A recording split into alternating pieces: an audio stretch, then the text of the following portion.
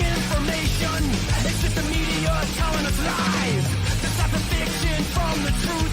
Society's slow and tragic demise. Open your eyes, you're losing control. Open your eyes, put down the phone. Everyone's got their fucking opinion. Who's ready for some chaos, huh? If it's chaos you want, you've come to the right place. This is the New York Hardcore Chronicles Live. Home of chaos.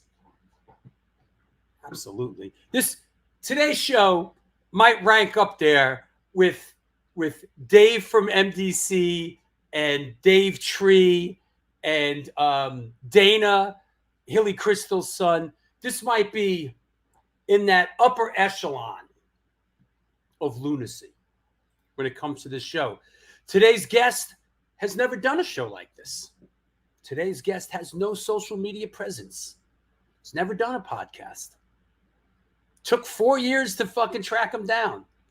Yes, I'm excited today. And, I am excited today.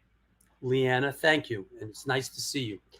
I'm always excited when an old friend comes on the show, somebody that I share a little bit of history with and have had some adventures with. And today is that kind of guest, somebody that, I shared I was in the trenches with back in the day, and his band had a huge, huge influence on me. So yes, winning team, this is going to be a fun one. Sean McNally, what's happening? All right. Good to see everybody. Come on inside, everybody. Come on in, everybody. Speaking of being excited, what's up? What's up? Are you Chaos excited? Chronicles. Excited. Oh, This chaos. Is gonna be good. It's gonna be good. Hey, I hear that I hear you escaped the. I heard that you escaped this place. I heard you escaped this place. There's no place like home. Did you Actually, did you take these photos this morning? Yes, those I took this morning. The outdoor shots I took this morning.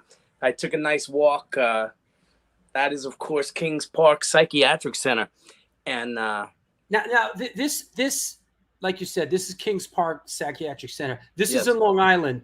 This was at one point the largest facility for I don't know what the proper mentally ill facility. Psychiatric facility in the world at a certain point. It was. Long Island itself was like the capital. There were so many different places. Kings Park being the biggest. Edgewood, Central Islip, Pilgrim State. We brought all your mental patients to us, and this was. It closed in '96, and which doesn't seem like very long ago. And since then, it's become a place where people love to urban exploration, and they walk their dogs and they jog around there. Graffiti people. You could just pull your car into this. It looks kind of dangerous. Well, no, there's places to park, but then you kind of walk around. You got to know where to walk, and it's very cool. And every now and then, if you see an open door or an open window, you sneak in there. But I love this time of year because of the overgrowth.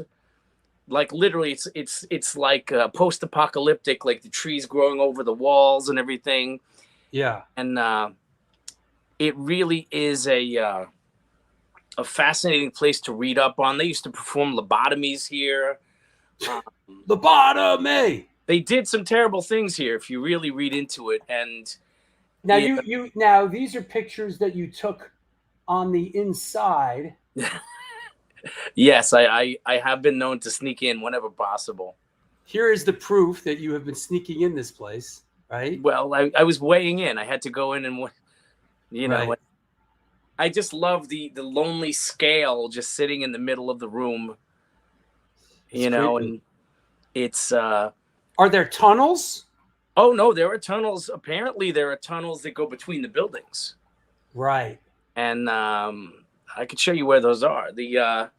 it's pretty. I mean, and the funny thing is, every now and then you could be inside and you're down in some corridor in the dark, thinking like you're by yourself, and all of a sudden, like 6 people walk by you with flashlights. Like, Wow. it's kind of a place that people go and they take photos, and it's it really is it's creepy, and it's considered one of the most haunted places on the island as well. Yeah, I read the history of it. It was massive at a certain point. There was like 150 buildings. And the other thing that was interesting is that basically the town, what town is right by it? Kings Park. Kings Park. Basically, the whole town was, all the jobs were basically people that worked there, and it was a cottage industry, based on this whole thing, The town was born around the hospital. Right. And there's like a pub there called Shanahan's. See, I love this. I love what does it say? They're it says, "I've been ruined as a person, so I draw." Yeah, I love. I mean, some of the graffiti you find down there is always fun, and it's so between the rubble and the graffiti, and like, it's the funny thing is, anytime you go down a hallway, for some reason, teenagers in abandoned buildings, their first impulse is usually to spray paint giant penises everywhere. Really? My as a teenager, my first impulse was always to smash and destroy. Well, they do that too.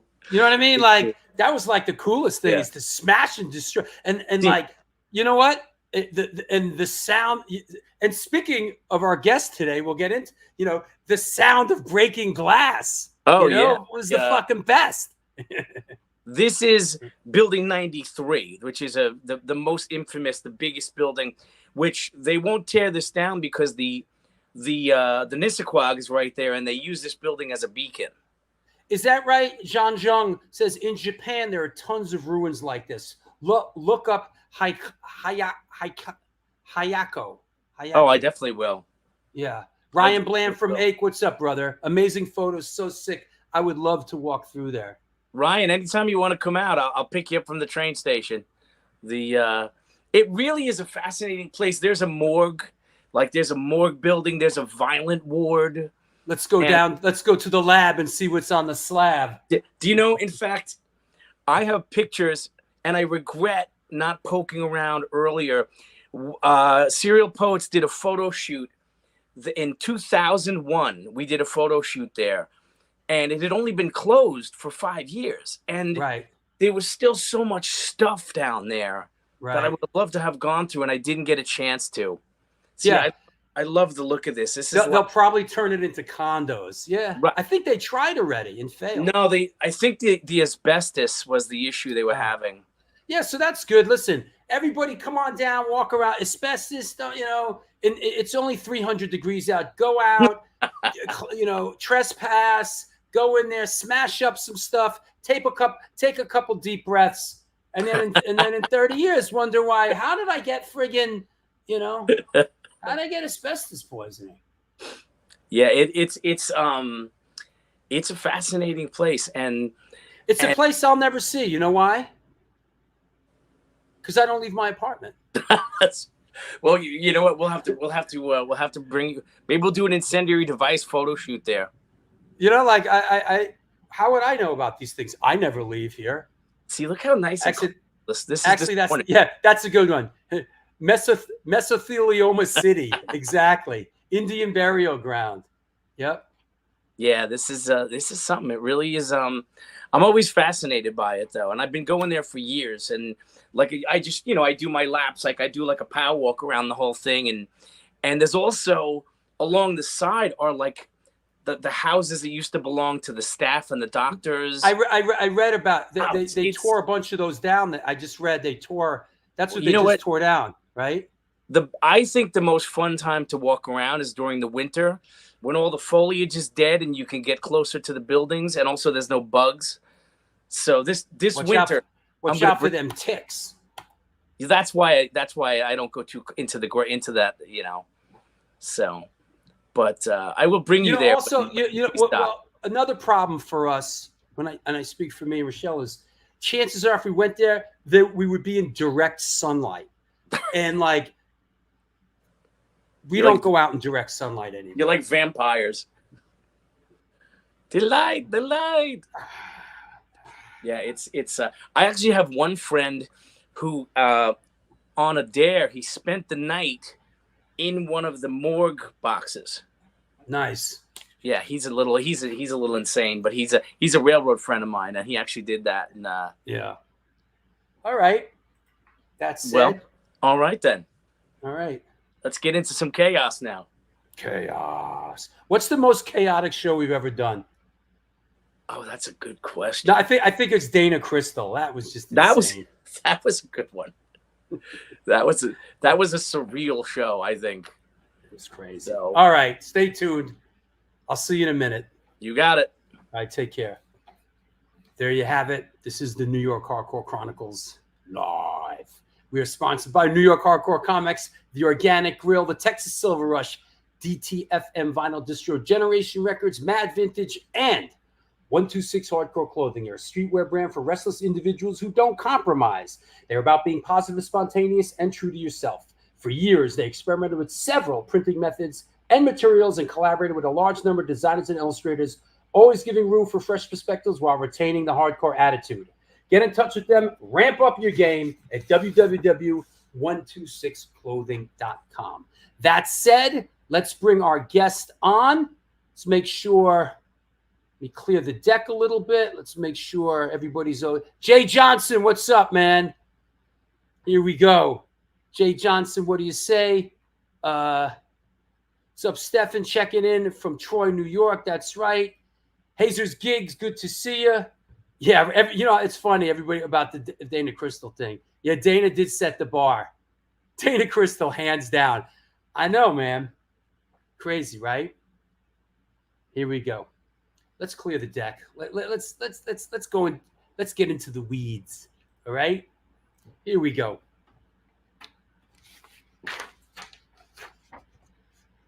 Ladies and gentlemen, boys and girls, today's guest is a singer hailing from the crown jewel of Massachusetts, Quincy.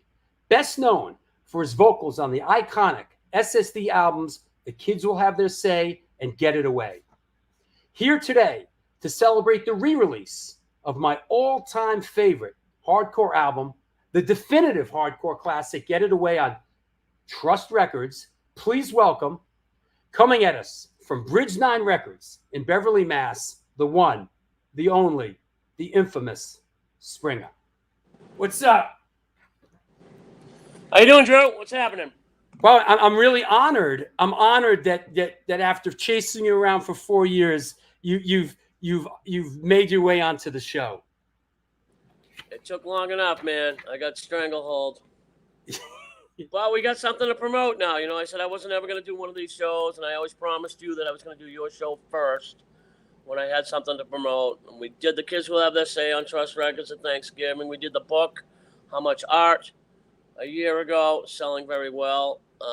Fill and flash photographs. It's a photo book. It's a coffee table book. Not much to read in it, but the photos say it all. And now, July 19th, Get It Away drops on the street. So get your pre-orders in at Trust Records. Get them in now, and that's what I'm absolutely. Well, and we'll make our way to all that. And of course, like I said, Get It Away is my all-time favorite, man. It's I cite that when people say, "Hey, man, what is your favorite hardcore record?" I say SSD Control, Get It Away. So that said, let's bounce the ball back and forth, and let's get into some of our rambunctious teenage years. How did you come up? Did you grow up in a musical household? How did music come into your life? Absolutely, musical household. There was a requirement of all my siblings from my parents that you must play a musical instrument, and you must be in the chorus in school. You have to, even if you're not going to be a singer, you have to be in the chorus. Those were requirements. And if you didn't follow those requirements, it was hell to pay. So, we all started with the recorder and stuff. I graduated to trumpet till I spiked it off the ground after Mr. Goldman insulted me, and I ended up breaking one of the what do you call them? One of the little things. Anyway, bent the thing and it turned all out of whack. But I still blew the thing. It was a good thing for me to have. But I went on to like the bugle, which was easy because there was no valves. You know? The bugle. The bugle. But I was always in, plays, always showing off. And that all stemmed from the third day of kindergarten, which I finally got. I was banned as a little kid. I was banned from a lot of the kids. Like, they would come up to me one day and say, my parents won't let me hang around with you anymore. Because I was always like, don't ask, just let's go do it and then take the punishment. That was always my theory. What are they going to do to you? You're just a little kid. But I had no idea the beatings I was taking at home were not equivalent to the kind of punishment that they were getting. I know your brother, of course, Philip Flash, but you have a brother and two or three sisters, right? Three. 3 sisters. Great. Are you the youngest of every? Are you the youngest of everyone? I'm the baby. Wow. But getting back to that, was the third day of kindergarten. Was my mother had to come down and get me that's where I got my nickname, Springa, from springing around the room. And the teacher said that, but my mother had to come down and pick me up because the teacher couldn't handle me. But I listened behind the door as they were talking, and the teacher said that I was a born leader, and my mother said, "Yes, I know." And I heard that behind the door, and then I just blew up. I'm a born leader, and that's where everything stems from. The teacher said it, my mother agreed. They didn't know I was listening, but I heard it, and I put that crown on and just became. And you've led the way ever since. Ever since, and that was the third day of kindergarten. What was the first music that as a young person you sort of connected with? Tony Bennett. Okay. Tony Bennett was my guy. Right. All those show tunes and stuff are, because you got to realize music back in the day, like parents didn't have that many LPs, but they would buy those Broadway musicals like Fiddler on the Roof and Christmas Carol and all those kind of things, and those were played at the holidays. So it was always about Broadway and shows, and our whole family were in plays, and every one of them are all musical and theatrical people. I don't know what happened to Phil. I think they dropped him on his head. They dropped him on his head, so he became the observer more than but he's still a big mouth. The documentarian. He's a documentarian. He more watches and captures but when you talk to him, you wouldn't think that because he's a big mouth. Tony Bennett from Astoria, Queens, actually. Yes. And just got a shout out. Speaking of Astoria, Queens, Astoria Lou, I want to thank you, Danielle and Patrick, for the July 4th barbecue. Great hanging out with Rayco, Mike DeJean, me, Rochelle. We didn't get a photo like last year. Absolutely.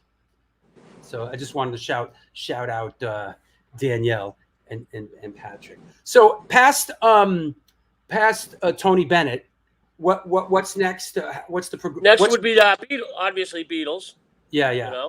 Because they had all the kid songs. I remember Ruby Tuesday being something like any song with like a color in it. Or a number or something. Ruby Tuesday was the Stones. Yellow Submarine was the Beatles. This is what I'm saying. They both are colors. You know what I mean?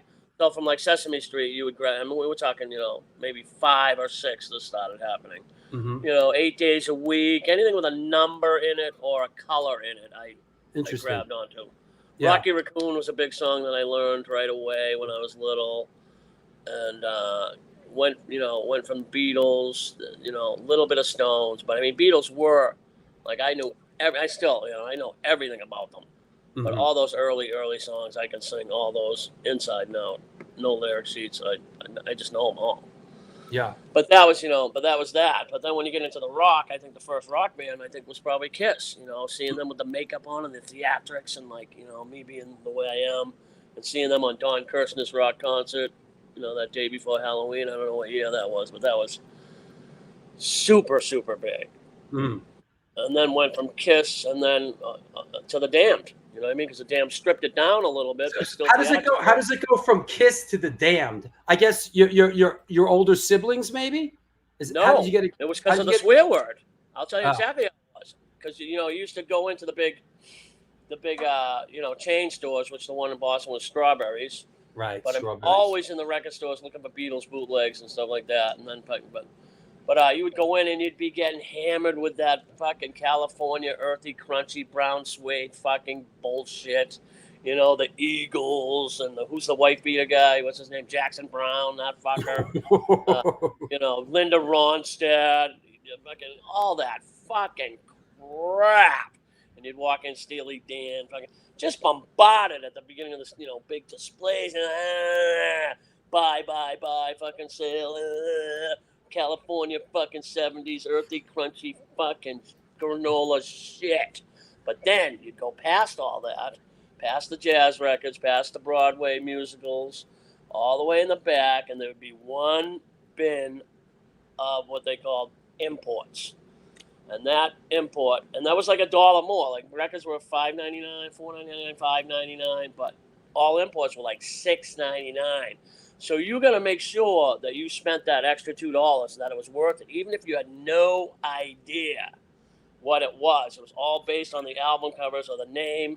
You know, you have no idea what the music was. But I remember going A, D, and then Damned, and then pulling it up, and the yellow letters, Damned. And I was like looking around to make sure my parents' friends didn't see me looking at this. You know, it was like pornography, Damned. And you're looking at it like, ooh. And I remember just getting that record just based on this, a swear word, oh, and then bringing it up to the counter and paying the extra money and putting it in the bag and hiding it and bringing it home on the train and then sneaking down to the basement and putting it on and flipping it over and putting it on and flipping it over. And that was it. That was it for me. That record. The Damned was a big one. That was the one. And then, you know, I mean, then like the Beatles, like you'd listen to, and then you'd say, well, shit, that's a Chuck Berry song or that's a Buddy Holly song. And you look at the credits and like, who are those guys? And then you discover, you'd go back and discover them from this. But the Damned gave me the Stooges and the MC5. Sure. So I was like, you know, and then when I discovered Iggy, but going from that Damned and like hiding it and like, you know, and then I mean, I just followed them. I just deadheaded out, just like a month ago, like June 3rd, like the month of June. I followed the Damned all around San Francisco, L.A., you know, Chicago. I went to, you know, like 5 Damned shows. We were as teenagers and much later, we were musical archaeologists. And that's the way it pretty much went. I know that's the way it went with me.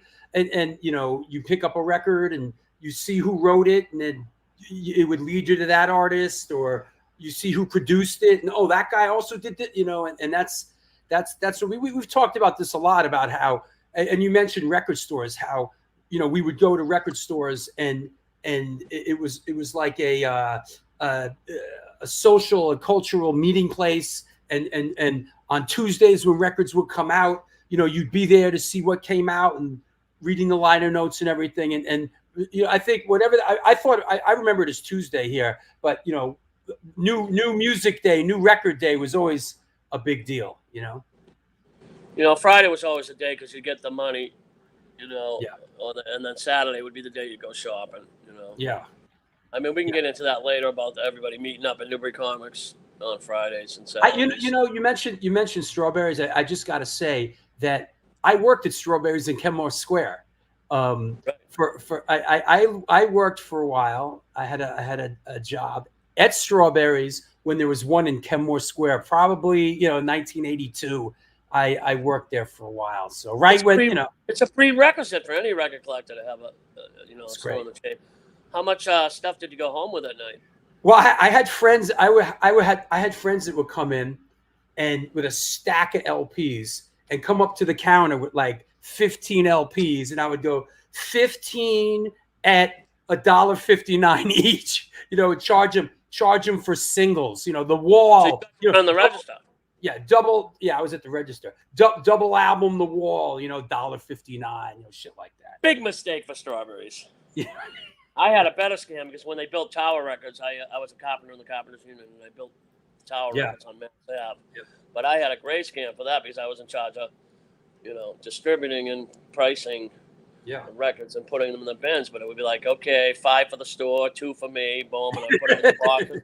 Then I'd take the boxes and I'd throw them in the dumpster and then come back after midnight and go around to the thing and fucking raid the dumpster and take home like 50 records at a time. That's why I have over 6,000 LPs. There you go. What was the first live music that you saw, like as a young person getting out of the house? Okay, 8 years old. I saw. Hey, move over a little bit. Line yourself up a little bit better. Yeah, there you go. There you go. I don't like that. I like Yeah. this. There you go. Yeah.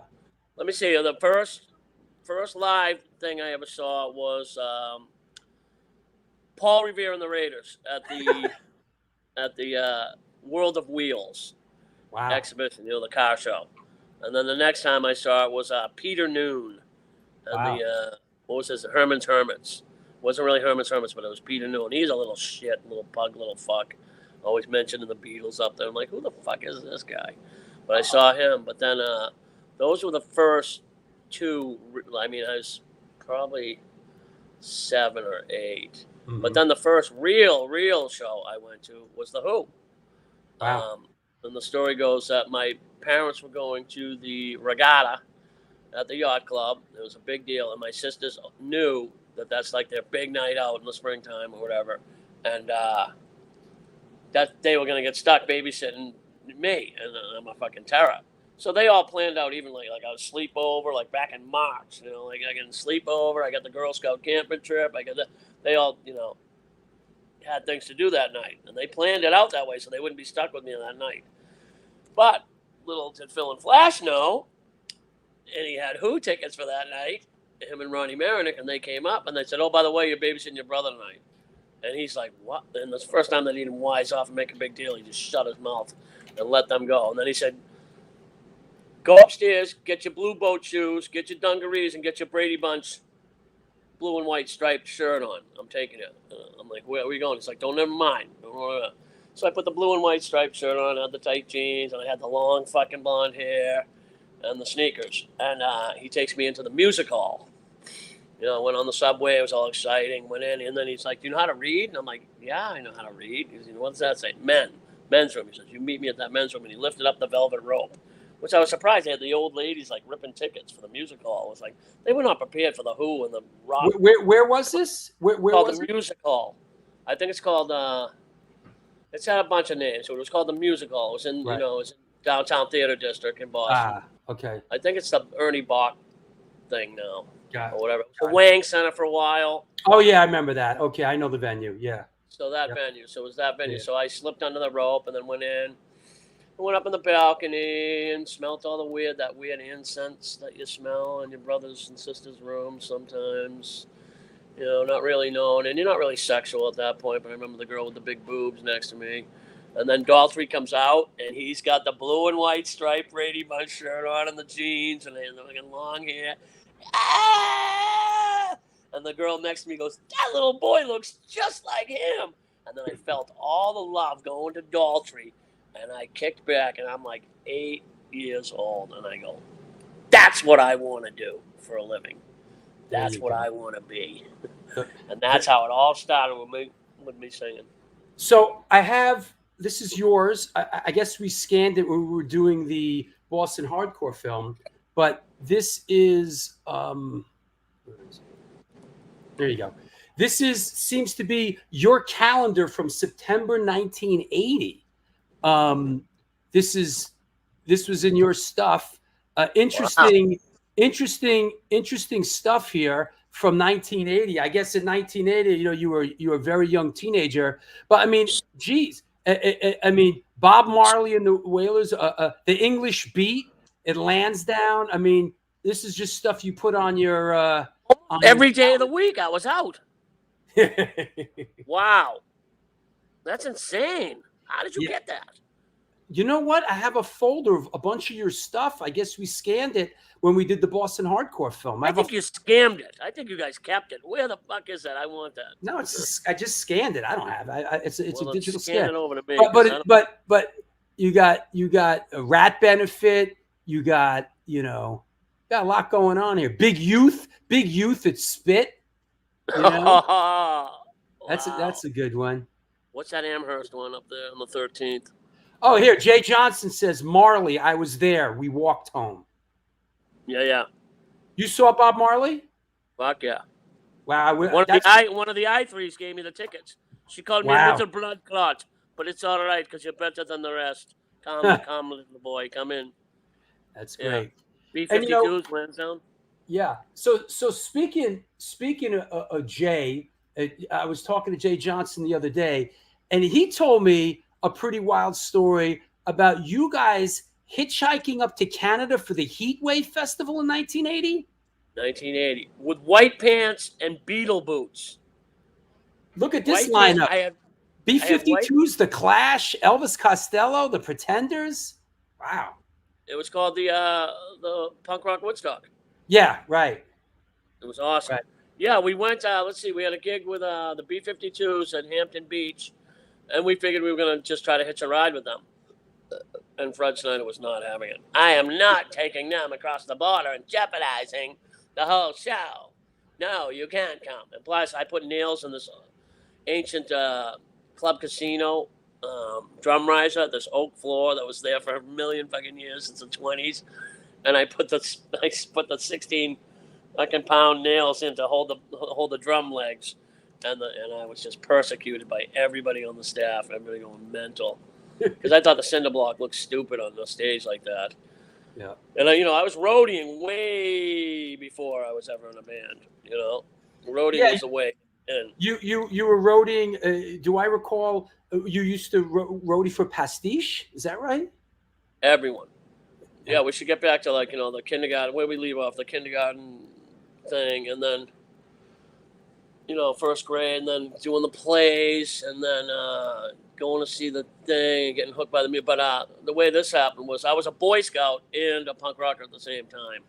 And the way this started, I had to be like 11 maybe, just out of Cub Scouts into the new Boy Scouts. Now the Boy Scouts had the church across from where Pastiche rehearsed. Right. So I had done my arts and crafts, and I went outside to get here. I never sit still that long. Besides, I was always really fast with all the assignments, and I did my little, whatever it was, little Indian thing, and I made it and a thing, and then I'm just sitting there like fucking, on the patrols, and all sitting there doing their, what do they call it? What's that, GIMP? The GIMP stuff? The what do they call Silly that? putty? Not the silly putty, the string, with the Silly GIMP. string? It's called the GIMP. I don't know. GIMP. Well, you poke it through the suede, and you make these things, and you're making these wolf things and all this Boy Scout type of stuff. But anyway, I went outside, and I saw this old mail truck pull up, and I heard all this skirmish, and I went over and looked, and I saw these guys lifting stuff out, and I'm like, well, be friendly, be helpful, be thrifty. All right, what's the Scoutmaster going to say? You left the property? Well, I was going to help. I was going to be a Boy Scout, and I was going to help. So I lifted up the piano, and I remember the big amp, the SVT head, which I barely could even lift.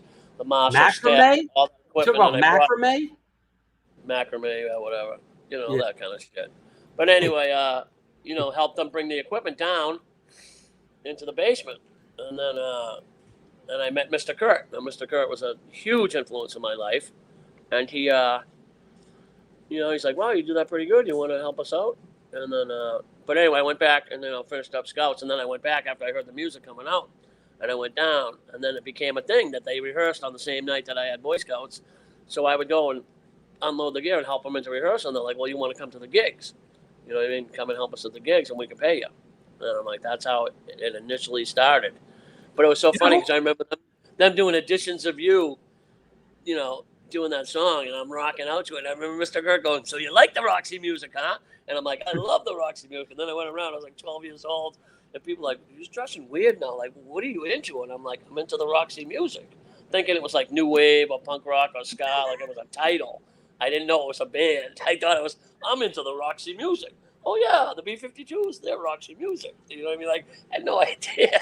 So I'm walking around like an idiot for half a year going, I'm into the Roxy music, I'm into the new wave or whatever. But then I found out, oh, my God, it's Brian Ferry. Oh, my God, it's a band. Then it back. From that, I started working for the Real Kids, who opened up for the Ramones. I've seen the Ramones 53 times. Wow. That's a lot for, for roadie for them. Willie Alexander, roadie for him. I was gonna mention Willie Loco Alexander because that's someone I always associate with you because I know you loved him. I always associate. I know you loved him, man. He's the Godfather. He's the Gaga vocals. You don't have to actually. He's the one who taught between him and Iggy Pop. Yeah. Alice Cooper was my big guy, but right. he's the guy that just mumbles, through that bit, like whatever, like the Gaga vocals, Mm. You don't have to necessarily know verse or chorus or actually have to hit And notes.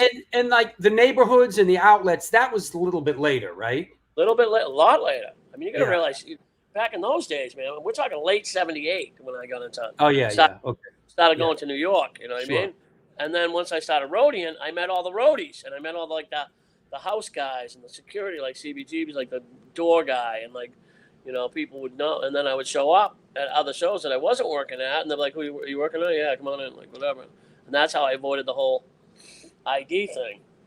But once I did get my driver's license, my learner's permit, I changed the number. Because you fill out the card and then they approve your birth certificate or whatever. And then I go, "What's that?" And then made the lady turn around. And then I changed like the 4 to a 7 or the 7 to a 4 or whatever. And I gave myself like 3 years. I've been lying about my age my whole life. You know what I mean? Always trying to be older and now always trying to be younger. There you go. I was 38 for a million years. And people go, "Wait a minute," And now I go, and people ask me how old I am. And I go, "Well, I'm going to be 76 on my next birthday." And they're like, "You look great." But Hey, I've been lying about my age my whole life. Let me ask you: Did But anyway, the Clash got the ID, and then did the Clash play this thing? The Clash played that. Oh, they were there. Did they play that, or they were there? I don't Remember them? it They were says definitely there. Jay said they didn't play. They were supposed to play. I remember them being on the side of the stage during the Pretenders. Huh. And I'm looking through binoculars, like looking and seeing them. But yeah, hitchhiking to that, through roadieing. And then me and Jay, like, "Let's go. We're going to the thing." And it's like, we don't have tickets. And it's like, who cares? But I had Beetle boots on and pegged white pants, which were filthy. And then the Cuban heel got, again, filed down to nothing. I don't know what I was thinking. Anyway, one of those lessons you learn. And they had those 10-ounce Fanta sodas, they were skinny this way. So we're hitchhiking and we're in the back of this car and we got these throat, and me and Jay were like so dog tired that we start going, everything's big in Canada. I'm a giant. And the guys are looking at us like, "Okay, we're going to drop you off." We said, "I thought you were going to the..." No, you guys get out of here. We got ourselves kicked out of the car for grunting and holding the soda. I know this is a little later, but wait a minute. Let me just tie up the... I got to tie up this. Tie it up. Come on, time is money. Okay, the Boy Scout thing. Really? We got something on the time thing? Oh, man. We got to get the full picture. Okay, so this one time, what I used to do is lie about the camping trips to my parents. And I would put on the full outfit, get my knapsack together. Hey, look who's saying hello. Your friend Jimmy G from Murphy's Law. What's up, Jimmy? One of the best guys in hardcore. There you go. What's up, Jimmy? He's on my top list, right? We miss you, Jimmy. You got to come back on one of these days. Yeah. So, all right, go ahead. So I would lie about these, the spring jamboree or the big camping trip, and it would and I was going away for the weekend, which and then I would have my leather jacket and my little overnight bag, my punk rock T-shirts and my jeans and everything in the garage. So I'd get in the Boy Scout outfit at the dinner table, and then sometimes my mom would slip me a can of beans. Like, if you get out in the woods and don't tell the other kids, just slip me the can of beans. Maybe you can open these. You can eat them cold or whatever. Anyway, that was her big thing, blah, blah, blah. But they would be happy to get him out of the house for the weekend. Get that kid out of here. Back then, parents didn't watch you at all, really. Come home when the street lights are on. Get out of the house. Get away from the TV, Yeah, let me steer you to this. I found this photo was actually in your archive. I figured out what this is because, interestingly enough, you're in it. And the other kid that I see in it is a kid that I was going to Emerson College with that I went to this show with. Playing guitar is Steve Jones. This is the Professionals at the Bradford Ballroom. Wow. Yeah. Yeah, Jonesy. Made good friends with him. Yeah. Still know him to this day. I still know everyone. Because you got to realize SSD Control is it's just a little, in the screen door of rock and roll, SSD is one of those little pigeonholes, and maybe it got torn a little bit and opened it up and influenced other people, but really in my life, SSD is a very, very small segment. But I want to tie the thing up about the Boy Scout thing. Please tie it up. We got a lot to do, man. No, this is a great story. It's going to be the top 10 stories of all time here. Yeah. Okay, so I would used to get out of the Boy Scout uniform, sneak on the thing, run down the hill, half a mile to the subway, get on the subway, go into South Station, get on the Amtrak, and go to New York by myself. And I'd have the punk rock outfit on, and then I'd show up at like Max's, and and then meet up mostly with the roadies, guy Sticker, who worked for Blondie, and Danny and Arturo, who worked for the Ramones, and like made friends with all them. Okay, so this one evening, I have to go to New York for the show. I think I was going to see Mink DeVille at Max's, and I'm very excited to see that. But my dad was in the garage working on the car, so I couldn't get to my stuff. And I'm like, Mom needs you in the house. He's like, I'm under the car. What does she want? I got right now. Wouldn't get out. I could not change into the outfit. I'm like, fuck it. Threw the backpack on, grabbed my little thing. Didn't even have anything with me, and I just jetted. Boom, completely forgetting, So I'm in the thing, and I get down to the bus station, the terminal, whatever like that. Jet over to, where was it, 29th Street or something for Max's.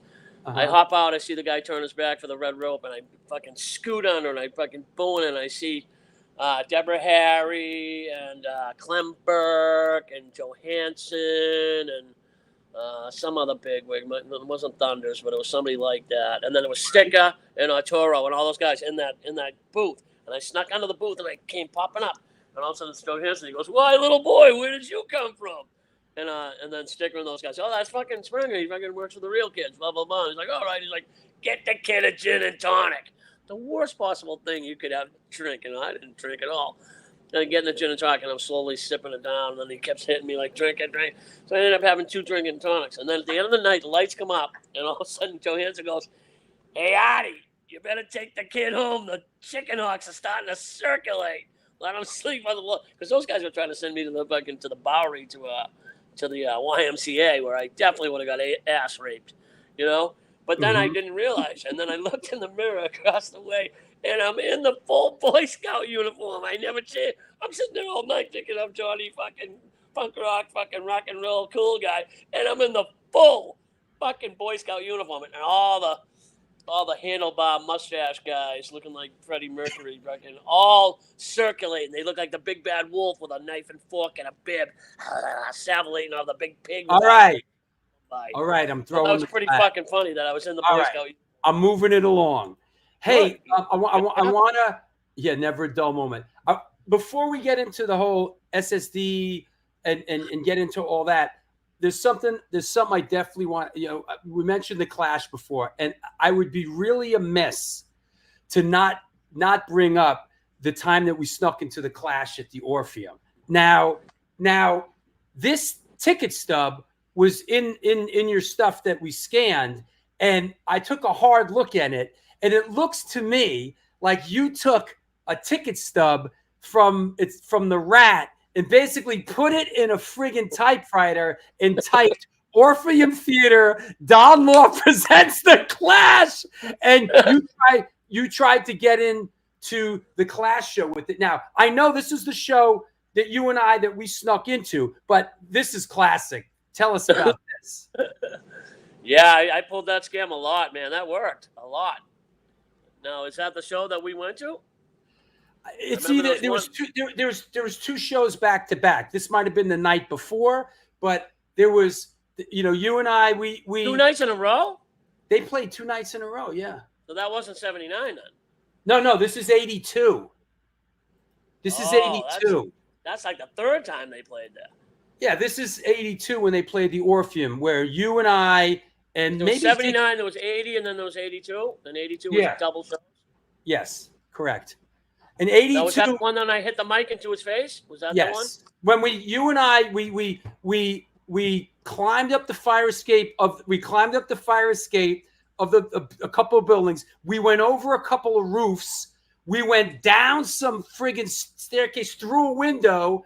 We went down some staircase, and we came out, and we were backstage at the Clash show at the Orpheum. And you and I were standing there. It might have been you. You might have been you, me, and Dickie Barrett. And all of a sudden, people were looking at us, and we were like, "Oh shit!" And we bolted. We ran across the stage and dove into the audience. And Joe Strummer dove in behind you. Is that how it happened? That's how I remember it. Because I remember clamp down, and those guys grabbed me by my Joan Jett bondage belt and bouncing me, pogoing me. And then Joe's at the edge, and he's doing clamp down, and I got pogoed up to him, and I smashed the mic off his mouth, and he was bleeding, fucking both nostrils in his mouth, fucking just whacked the fuck out of him. I'm like, oh, might have been two things. I'm trying to get back. Billy Pilgrim, no, the Clash played Bonds. It was not 82. The Clash played Bonds in, I think, 81 or 80 this or 81. Not Bonds. This is Orpheum. This is the Orpheum. Yeah, but he's saying it's one the of the same other year. shows. Yeah. One of the other shows, maybe 80. But yeah.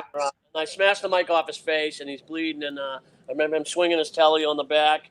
And then he goes in and he grabs Jay Johnson. He goes, "You better get your mate out of here. I think they got it in for him." And he had that big Jamaican security guard had me by the belt, and the tug of war with me, and I got thrown onto the floor. I crawled out, and I saw the guy from the Paradise, looking Don Law guy with the alligator shoes, and looked up at him, and he kind of grabbed me by the scruff. I got away from him, so I went all the way to the top of the Orpheum, and the last 20 rows of the balcony were empty because everyone had gone down. So I'm up there rocking on the wall, and security's looking for me fucking everywhere.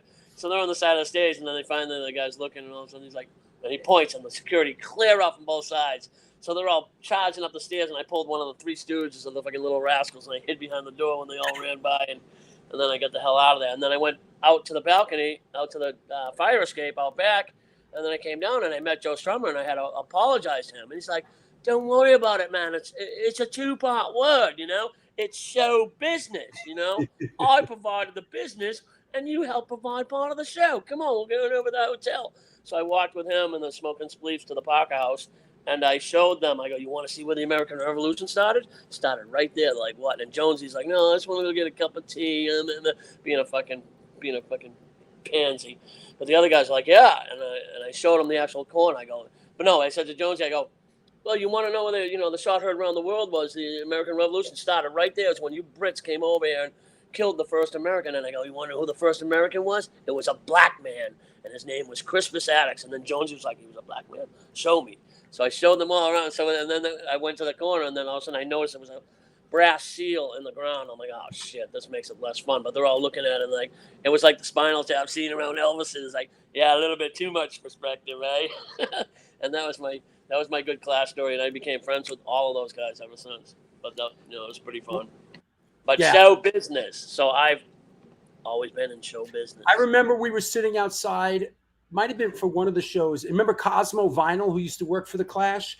Him saying, Cosmos, yeah, he was like, "You guys." He tried to get us in. He said, these are the guys that should be in the show," and he made a whole big stink. And he tried to get like 15 of us in, you, me, everybody, and they wouldn't let him do it. The Don Law guys wouldn't let him bring in 15 kids. And then after that, you and I climbed up like 3 buildings down the fire escape over the roof and all that. Oh, so that happened before we climbed? Yeah. Yeah. That's the way that's the way I like to remember it, right? I have so many class stories, and I will not tell you veracity. Yeah. So that said, let's get into some of the music. Hey, you went to North Quincy High School, right, with Jay Johnson? Yes, I did. Yeah, Jay went there for about a minute. He was a working kid, you know. He always had. Anybody else we know went to Quincy High School?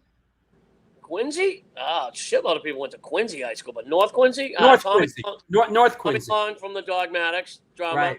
Yeah, I remember him. He's in my book, which I started out. I always admired Tommy Long because he dressed like a college student. Yep.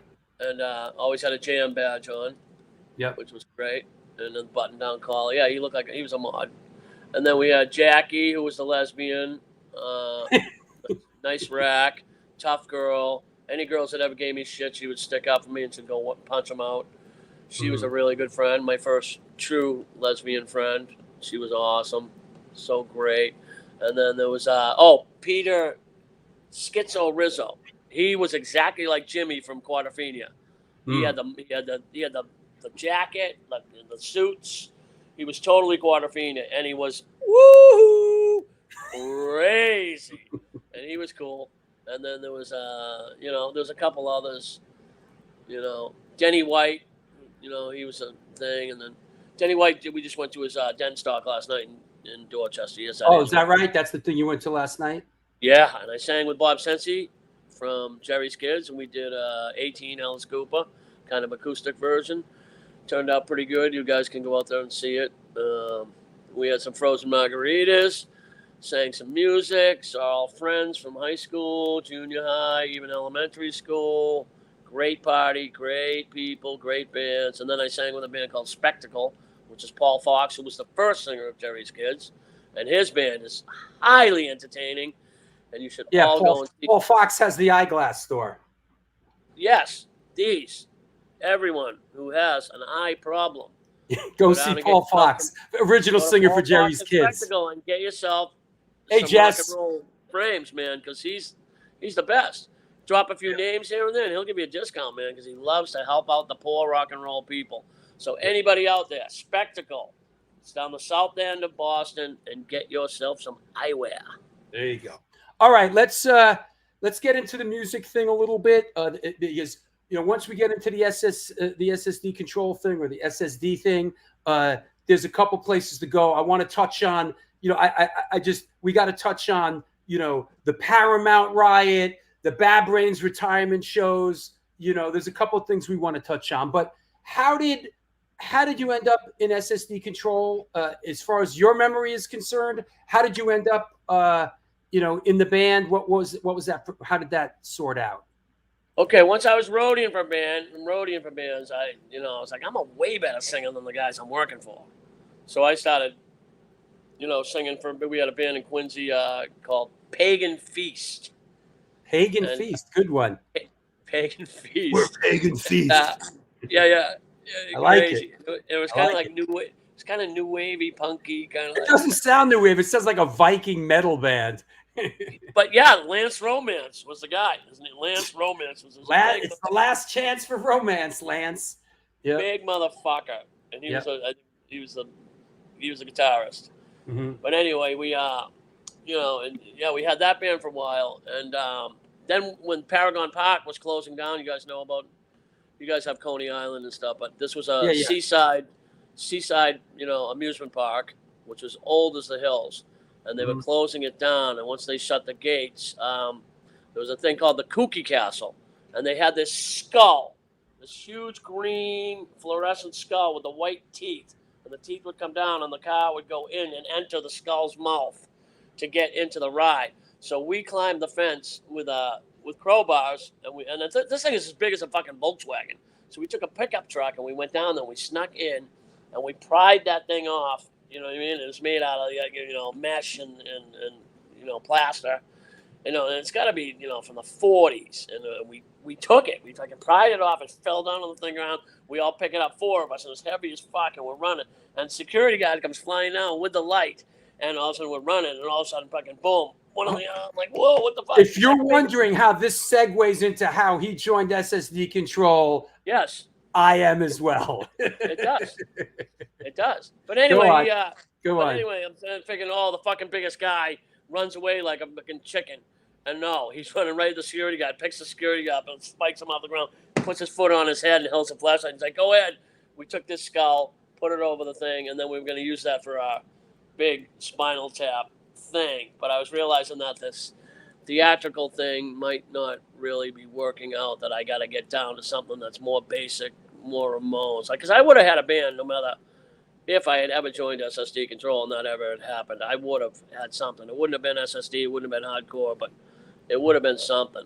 But the way that I met Al was because Lance Romance was with him causing trouble, and they were blowing up the underground when the underground was closing, and they were putting M80s in the toilets and shit, and those two were together. And I was like, whoa. And I'm like, that's the guy that, I heard about, and it was, then I, saw him at this, not the Buzzcocks, it was a How Devoto, Correct Use of Soap magazine. And it was at the main act in Lynn, up in Al's territory. And literally like a cartoon, the security guards had thrown him through the glass. And there was literally like a Wile E. Coyote silhouette of his body. And he was on the ground picking glass out of his body. And me and Bob White walked by, and I go, who's that? And he's like, oh, that's Al the Asshole, but don't say it to his face. I'm like, oh, Al the Asshole. So then he wanted to have a band together. I guess him and Jamie had hooked up, and they had this kid, Mueller, who was like Joe Mueller. It was Joe, right? Joe Mueller. Joe Mueller, redhead, Johnny Rotten ripoff with the whole, Sex Pistols uniform on or whatever. Mm-hmm. But then I got asked, to come up, and I said, yeah, I heard you sing, and you want to get around, you want to come up or whatever. So we came up to the garage, and then the garage in Lynn. Is this the garage in Lynn? No, this is Everett. This is Jamie's house. Oh, Jamie's driveway. Yeah, this was the first time we met, and then this kid comes up, and he's got the long coat on with the jam badge.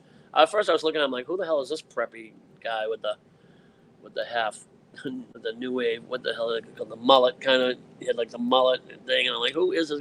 And then I looked at his equipment because I was roadieing, and he had all these hard shell cases, and they were all brand new, and I'm like, who is this rich kid? I'm looking at his gear like, wow, brand new Gresh cherrywood drums. But I took him in. But once I saw the jam badge, I was like, oh, I could probably. Who's this rich kid? Who's this rich kid who actually has cases for his drums? Yeah. He's a professional drummer. It's like, wow, if he has that kind of gear, he's got to be good. That's right. Before I even. But I saw the jam badge on his thing. Like, oh, I guess I can get along with this kid. And that was Chris Foley. And he had answered an ad. None of us knew each other. Al checked out a cassette, and he showed me the single cover for Discharge, Decontrol song, and I think he recorded it 3 or 4 times on the cassette. And he said, this is what I'm aiming for. This is what I kind of want to sound like. And then, we learned that song like pretty fast within a half an hour. That was Jamie told me that was the first song that you guys ever played was the song Decontrol by Discharge. This is true. And then Jamie came up and he was like laughing at me. He was like, wow, you sound just like that guy, Cal. And I'm like, really? I'm like, oh. So, I was just mimicking his voice. So that's how I got the SSD control voice, because Jamie gave me a little pat on the back. If he hadn't have done that, I might have been all nasally or, Fred Snyder, Joe Biafra, MTV, get off the air.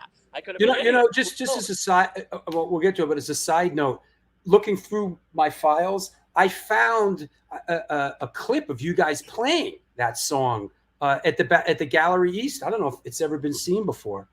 Yeah, found the clip of that. Pretty crazy. So yeah, so we learned that, and I think that was the first thing. And then Al made his big speech about being anti-government and anti-conformity and anti-this and anti-that. And he said, if any of you guys don't like it, you can get out of here right now, or whatever, And I said, I don't care what, we sing about or what it is. I just want to be the fastest band in the land. I want to be faster than anyone else. So at least I can say that. And that's how the garbled Fred Flintstone vocals came about, was because Jamie said I sounded like that guy, so I did that voice, and then Al had written all the lyrics or whatever, and I had to jam them all in. It was always like fit them in. He would come down. We'd go, once we got to the basement at Al's house, he would do the structure, and then Jamie would look, and they would figure out the notes together, and then Chris would arrange it. Like, okay, play that, play this, and then he would come over with a stack of papers and be like, yeah. It'd be like 4 different songs. Like, okay, see if you can fit it in. And I'd have to choose, like, kind of like, like what it was or whatever. Like, and then it was like a lot of fucking words, man. But it was a relief to me because I had so much homework and so, I mean, my time was so busy. And that just felt like, oh, did you do your homework? I have to write the words. It was so much easier on me just to have Al hand it to me and me get it in and try to squeeze it all in, And that's really how our format came along. We really didn't come into our thing until Get It Away, which I'm super proud of. Kids will have to say everybody gives it the blah, blah, blah, but it's like, to me, that's preschool to me. That's, I'm looking, I have some of the lyrics that was along in your stuff. I'm looking for it now. Where is that? Lyrics. This is later, right? I think this is Al's handwriting. This is chords. I guess this is his notes for Force Down Your Throat. Oh, nice. Where'd you get that? That's mine. Yeah, it was. I scanned it from your stuff. Yeah. Motherfuckers, where is all that stuff? This is all shit that we scanned for the film that I didn't use in the film that I have in an archive. and in doing homework Oh, for when the Dwayne show, came over to my house and took the. I guess, yeah. I don't remember doing it. Must have been Okay, Dwayne. so that's still in a box then. I probably still have it. I have so many boxes. Yeah, so I this take is everything. this looks like his notes. I think this is Al's handwriting. Oh yeah, totally.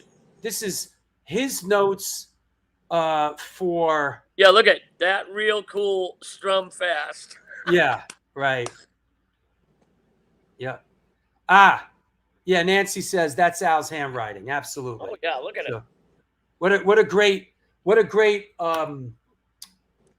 piece of history. Hey Nancy, if you want any of this stuff, let me know. I'll send it to you. If you want it for the I had it in an archive unlabeled, and I was like, what's this stuff? I was like, oh shit. I gotta find the other song from The Kids Will Have Their Say with the lyrics on it. Hold on. I gotta find this fucking thing. No, that's Forced Down Your Throat. That's a good one. Here it is. This went out on Get It Away, July 19th on Trust Records. Get It Away, SSD Control. Okay, here you go. Another piece of history.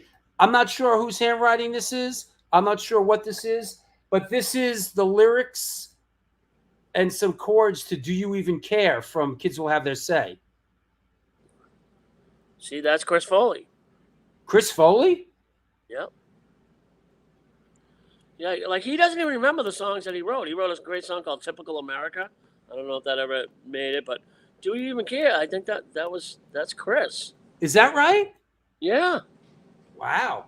I thought it was Al. I thought these were lyrics that were handed to you to sing. No, because Al never wrote on that. See, that's because you got to realize me and Chris were like in 10th grade. Al was already working, and Jamie was in business school. But look at that. That comes right out of a school notebook. Look at it. That loose leaf paper. That's Chris Foley. So we had those. I remember I was always writing songs about like from Newsweek, like what was going on in the Middle East. Like I had a song called Spy, and I was like, "What does this have to do with it?" I go, "It's about the guy who got he's a prisoner over there. He got caught spying, and they're gonna execute him." And it was like, no, you're not singing that. You're singing this. Yeah, exactly. Spy. That's great. Yeah. Any memories? I know we're skipping around, but any memories of like the first? This is from your collection as well. I mean, obviously scanned the original flyer because it's the flyer, and then with a red marker. This was probably taken off the door. You have it. This is SSD first show, Gallery East. Before Black Flag, so I guess Black Flag was playing that night. I think at the channel. No, this was earlier than that. This Black Flag. This must have been Spit when Black Flag played Spit that night. No way. Or Streets. No way. Yeah, Spit was way early. Because they came, they were supposed to play the Rat. Hey Jamie, help us with this one, will you? They got beat up or whatever. Got shit for being long hairs or fucking assholes from California, and they just didn't like him at the Rat. So they changed it to Over to Spit. I remember that. Any memories? That was definitely not the Spit night. No, they're not on the Black Flag bill, Pat. This show took place in the afternoon before the Black Flag show. Yeah. And I don't know if we planned it that way or we couldn't get on the bill and we said, well, fuck that. Or was it we have to support Black Flag, so let's get all our people into this show and then everyone will go over to the channel, like right from South Station over to the channel. I believe I'm right, because where else would it have been? Right? Right. And here is a shot from that show. Oh, no, but Streets, Gallery. We played with them. That was later. This is the first show. Oh, that's our first show. Your first show. Yeah, so that had to be. All right, Jamie says maybe Streets or Channel. Who knows? It had to be the Channel because we played with them at Streets. Right. You're right. I got what you said. It certainly wasn't the Paradise. Didn't they play Spit with Dez? They played Spit with Dez before that. Yeah. That was the first Black Flag show. Yeah. Anyway, do you any recollection? Before we even had a band. First SSD show, Gallery East. Any memories? Gallery East? Yeah, this show. Is this the first show or the pre-show? Because there was a show a couple of days before that one where we kind of used it as a rehearsal in front of people. Where we set up in the corner. And I remember. I think I remember like a guy and a girl like she had like a skirt on and like I think they were like doing it and they fell down and I'm up there singing and I swear to God I think he was in her, man, in the miniskirt laying on the floor. There's a photo by Kathy Chapman or somebody of that and I was like, whoa, is this what rock and roll's like? Liana says Springa is correct. It was the channel after the first Gallery East show. Okay. Right. Yeah. But I remember that. There was a pre-thing in the corner. But this show, I remember being up on that thing and then the levels. Were the windows open or did we cover them? No, you had to cover them with wood, it looks like. Yeah. And then we put that graffiti on the hardcore punk. Yeah. That was the whole thing. The first thing was hardcore punk. We didn't even want to say the names or anything. Like, it was just like, this is a form of music. That was just Al's whole format, you know? But yeah, I remember there being a little skinny little runway and then the bigger thing where those guys were and then kind of the drum riser thing. And I just remember like how high it was, like 5 feet, all cement. And the sound just bounced. Boom. I remember like, I got to stay close to where I can hear myself because there's, you know, it was Fred Flintstone vocals and Yubba Dubba Doo and exit stage right, stage left even, and then running back and forth, and then the kids kind of climbing and jumping. But I remember Dickie Barrett, I believe, dove off, and everybody moved, and him splitting his skull, like wide open. I don't know if it was that exactly first show, but I remember him just in there still skanking. And it was like, fuck it. The set's only 20 minutes. Couldn't even be more than that, you know. But he stayed in like a trooper. I think that was the first show. This graph says destroy authority at the Rat, 9/26/81. I guess I know the answer to this. SSD Control played the Rat, right? It just went sideways, right? Once. Yeah. You don't play a gig and fucking write the Rat Bounces suck. Yeah. Play there. Or write destroy authority at the Rat on the, you know, put that all over town. Like, you just don't do that and then walk into a gig, especially taking on those guys. Those guys had the gloves with the, you know, with the, what do you call it, and the graphite in them. You know, they had the blackjacks, those things that could smack you on the skull and knock you out. Brass knuckles. Yeah, those guys. You're talking about the Rat, right? Rat Bounces. They love to kick the shit out of punkers. Yo, I had Smalley was on the show last week. I remember when they beat fucking Smalley up. They really fucked him up. And people always glorify. I'll tell you exactly how it was because I was trying to grab his head.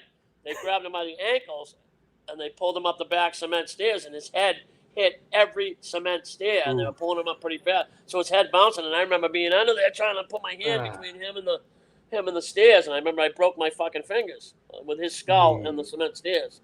And then pulling up, and then they looked at me when I was at the top of the stairs, like, you want to go next? And I'm like, I did a fucking backflip back down the stairs into the show. Like, take him. He was like cannon fodder. Take him. Take him, you're out the door now. I did whatever I could for you. Made me break my fingers. I'm fucking going. And I backflipped down those stairs and into the thing and then hit. But also, the head bouncer there was Ricky Marinick, who was Ronnie Marinick, the keyboard player for Pastiche, who I worked for.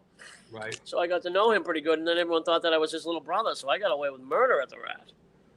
You know? Yeah. Plus, I had the fake IDs when I was 16 that made me 18 before they changed it to 21, the drinking age. But I would just show up early and that was always my thing. Show up at soundcheck and just hang around, you know, and just get into the shows. And I still do that to this day. Another meet the boys. Another place where I saw my first hardcore show, which happened to be SSD Control. This wasn't the first one, but this is Media Workshop, and you could see you guys are on stage. You see Al on stage on the right. You see me standing. I'm standing right there. You can see me standing right in front of Al, looking like I've aged about a day since then. Looking like a bimbo. But remember Media Workshop? Yeah, it was a fire trap. One way up, one way down, 5 stories up. and it was hot as hell. And I remember the tiles, like they had ceiling tiles for a wall. And I remember I broke through them one time when the amp went out, and I put a sign around my head that said technical difficulties. I had that much time to like write a sign and hang it around my neck, and I stuck my head through the thing while they were trying to fix things. I remember that. I remember I hung myself at that place through the mic up over the pipes and strung myself, and I damn near didn't get out of it. Oh yeah, you damn near hung yourself a couple times. I have a couple pictures of that. Leanna says that's my bestie Sheila right there next to the guy. The guy hanging from the pipe, I think it's Shred. But is she the one with the camera, Leanna? Because if she is, I want to see those photos. But is she the one standing with the overcoat, or the girl with the terrified look on her face? That's a good one. The girl with the terrified look on her face. That was the beauty of those shows, that there wasn't that many people there, but they were great, man. The room wasn't that big, and they were always packed. I remember we played there 3 p.m. on a Friday afternoon with Flipper, and I think Gangrene. Yeah, I remember that. And they got shut down. Yeah, it got busted by the police, right? Yeah. That's when Jay Johnson. That's when Jay Johnson put the milk crate on his head and was slam dancing with the milk crate on his head, which was like the greatest thing in that moment. Yes, the same Shred we're talking about, same guy. He did awesome things.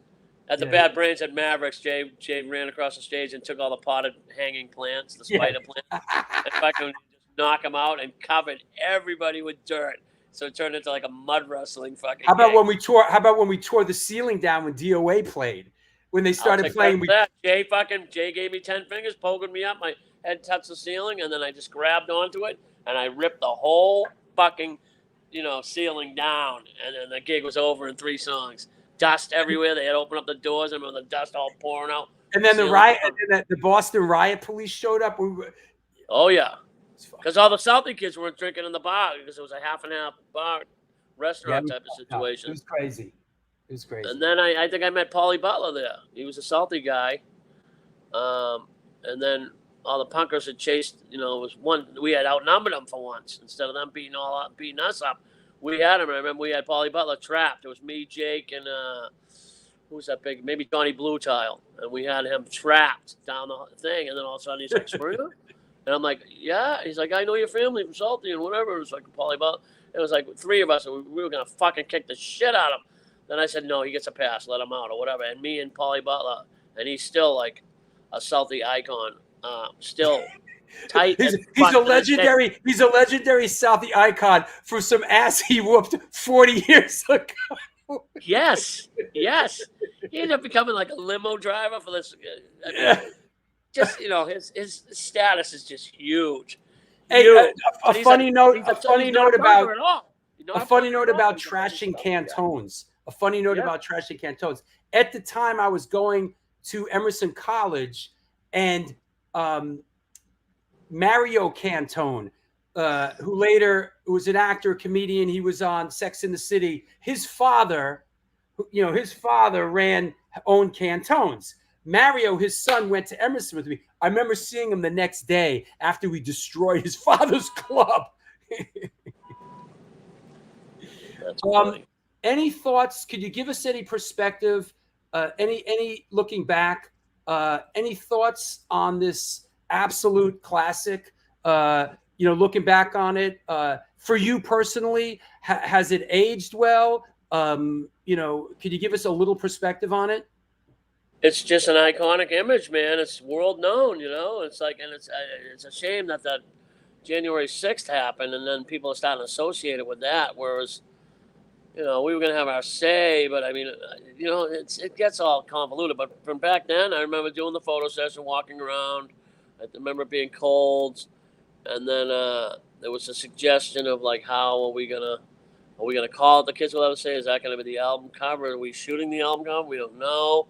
But when we make the statement, and it's like, why don't we go up to the State House and I think my idea was like to have somebody like Al pounding a gavel or something. I had some weirdo idea, and then it just it was like, yeah, the State House, like we should all stand there and be like, blah, blah, blah. And then it turned into this. And then I remember my brother, Phil and Flash, saying, we're running up these stairs, and I mean, it had to be at least over a dozen times. But after the first few, he's like, no, we didn't get that. All right, let's do it again. Let's do it again. And then he whispered to me, he goes, run up and count to 5 and then turn to the left and go the other way instead of and you can I'm the only face you can see on the cover because Phil told me run up, count to 5 and then turn. And so my face is the only one you can see on that cover. But yeah, that black and white lettering, I mean, we're the first ones to do that bold thing. That's yes.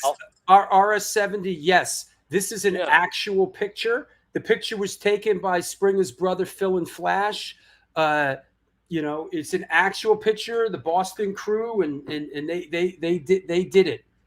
I wasn't there, unfortunately. I regret it. I guess I probably had school that day or something. Yeah. Oh, you were working at Strawberries.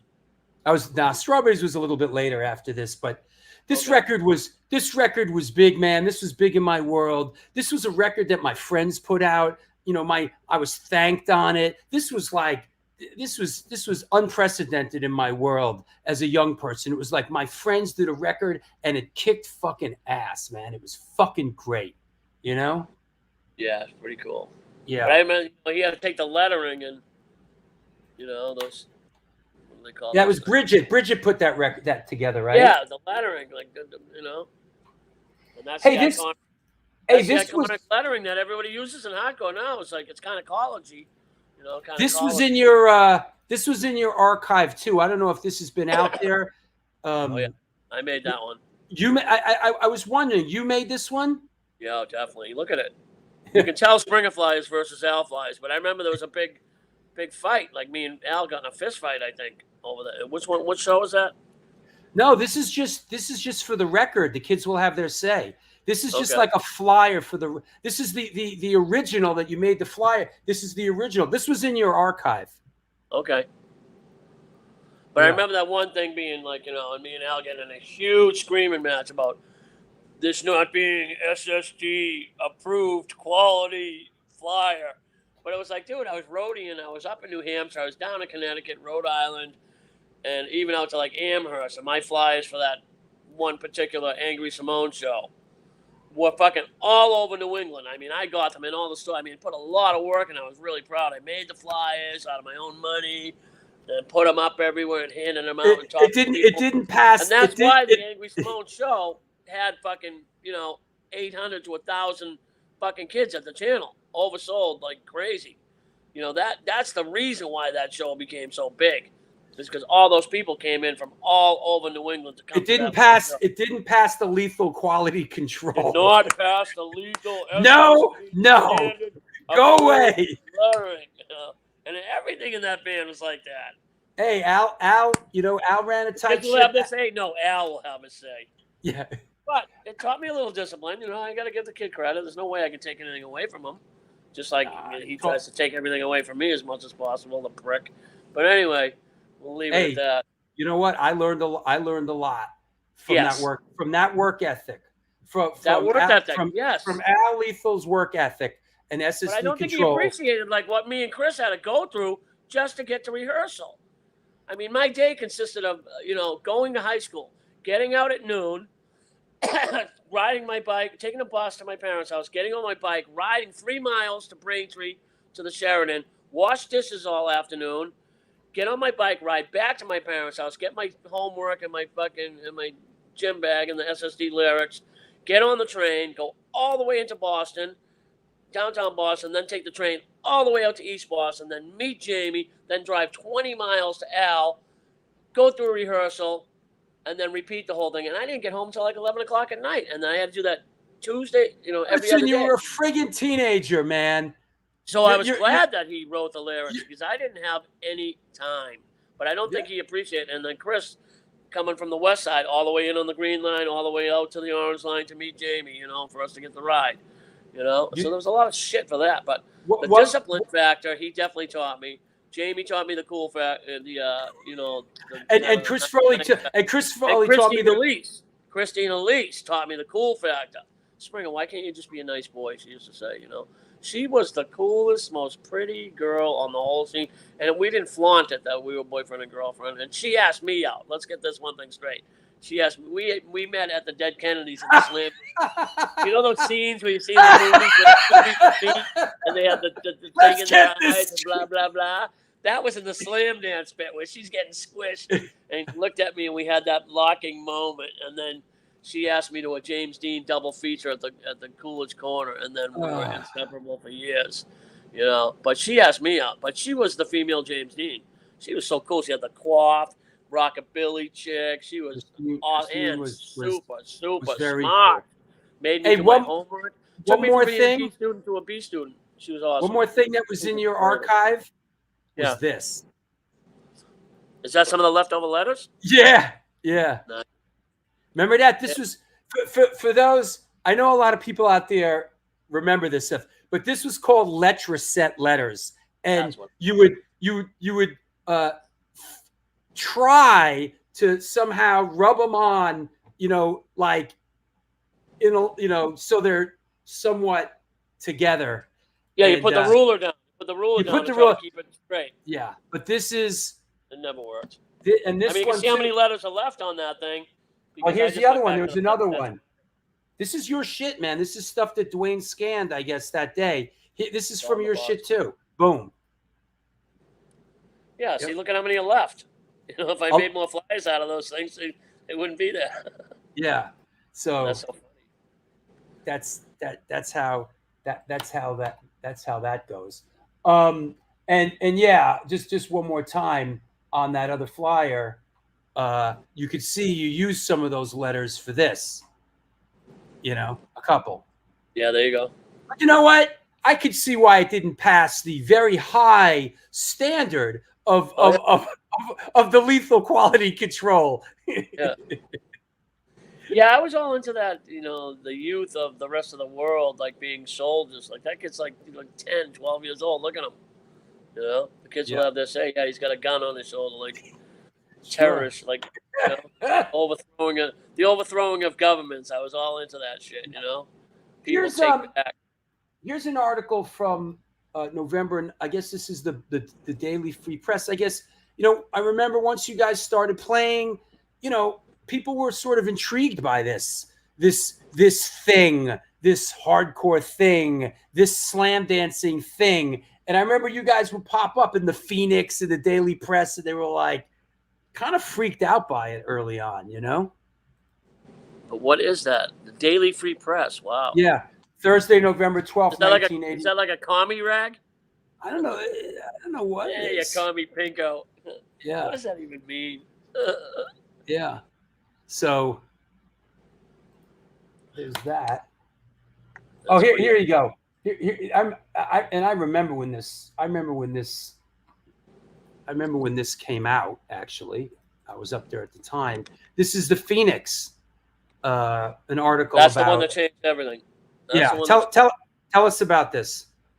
I remember Doug Simmons calling me for an interview over the phone, and then I remember me being like, "Yeah, we'll die for our beliefs rather than than be submersive and have people bossing us around and authority trying to put us down and don't tell us what to do and nonconformity and all this stuff." And I remember him just being like, "Whoa, yeah, it was like pretty funny." But I think he interviewed Al as well. But I remember being on the phone with that guy forever. And then when it came out, I remember I was partying at the Rock. 17 year says fronted a 17-year-old Springa. You were 17 at the time. Yeah. So I was like 11th grade.